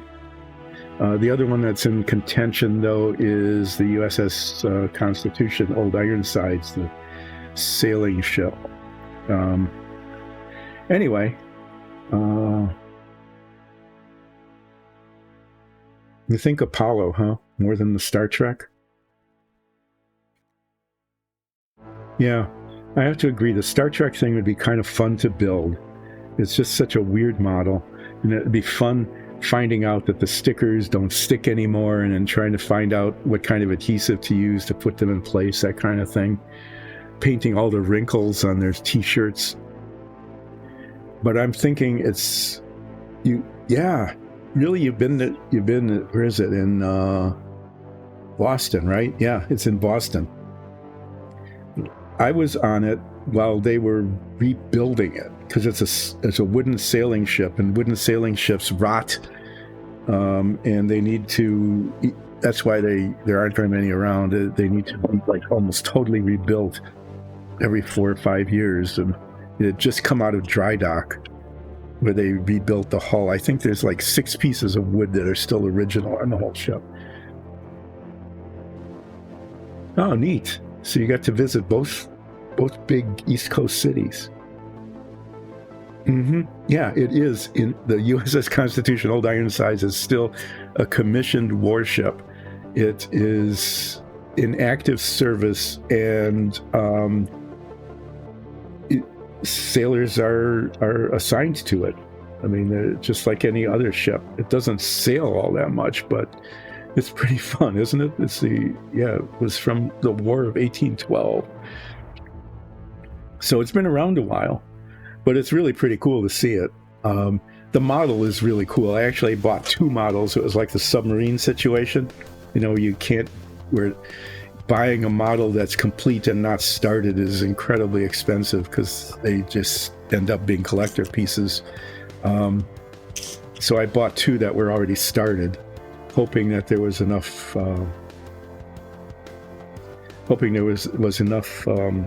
pieces in both to make that. So that's something in the background as well. But I think as a successor to the submarine, which you're beginning to see, there isn't that much left. There isn't that much left of it. It's between Porco Rosso and Apollo, I think. Between those 2. And I'm really torn which to do. So far there's 1 vote for each one. So you got to see the Intrepid and the Air and Space Museum. Cool. That was a nice trip. You must have been in the States for a while.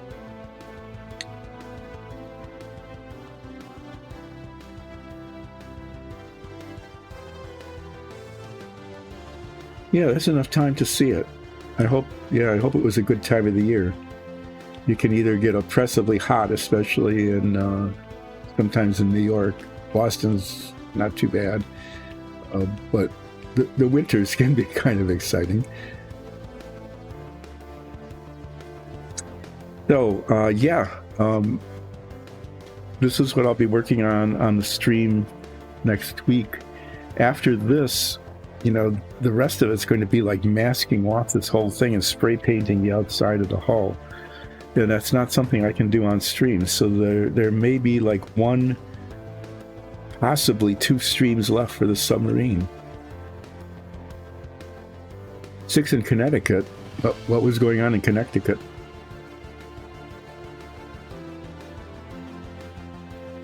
Is it like a business trip or visiting somebody?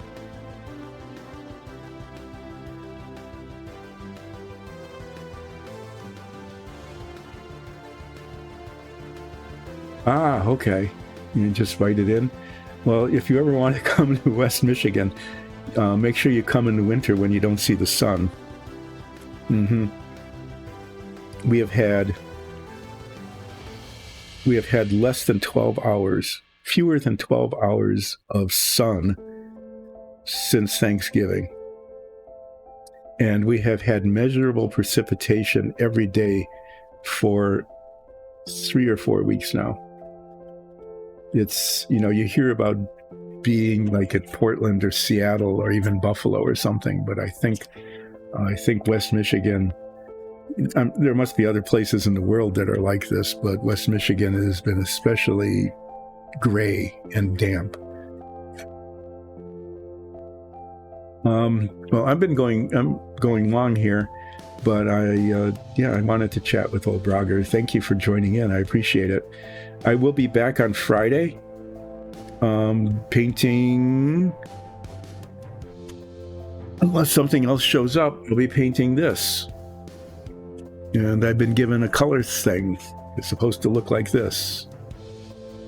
So somehow or other, this is supposed to look like this. Oh, New Year's Eve, so you were there when it was cold.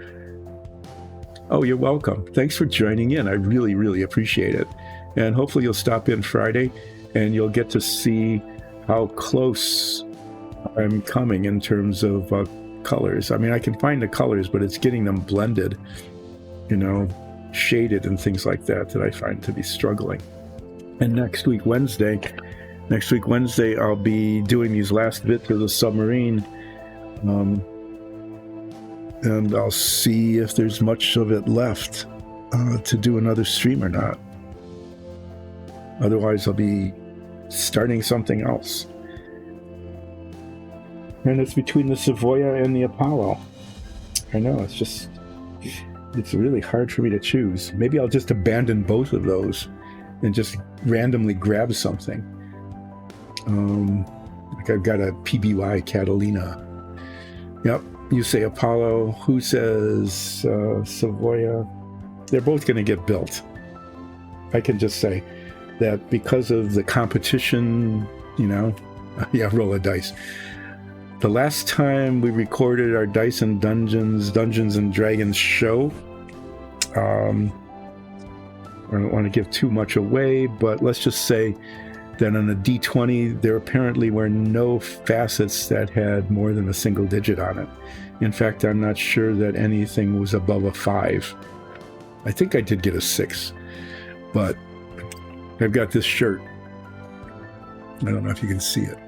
It says, "Don't worry, I have a plan," and there's a 1 showing. Yeah, I got like 3 1s in a row. I was like maybe attacking at advantage. Yeah, it's mirrored, of course. It says, "Don't worry, I have a plan." It's a D20 with a 1 showing.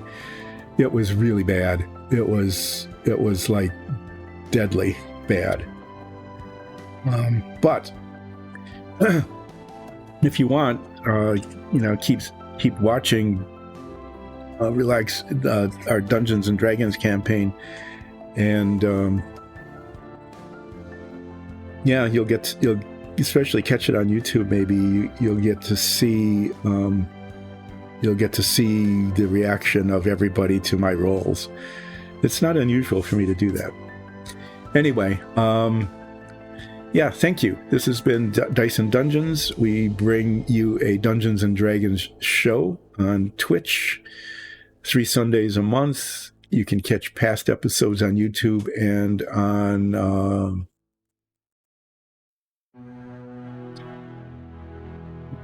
okay, it's late. I'm just really went brain dead. A podcast, yay. This is Relaxing Painting, which appears Mondays, Wednesdays, and Fridays from 10 until 2, today until 2:30, because there was just stuff to talk about and things to do. I'll be back again on Friday working on a minifig that almost certainly will show up in our show at some point in time. And then next week I'll be working on a minifig and then working on this chunk of the submarine and making a final decision. You have to make a final decision about what will happen next. Thank you all. Thanks for joining in. Become a follower, become a sponsor, become a patron. See ya.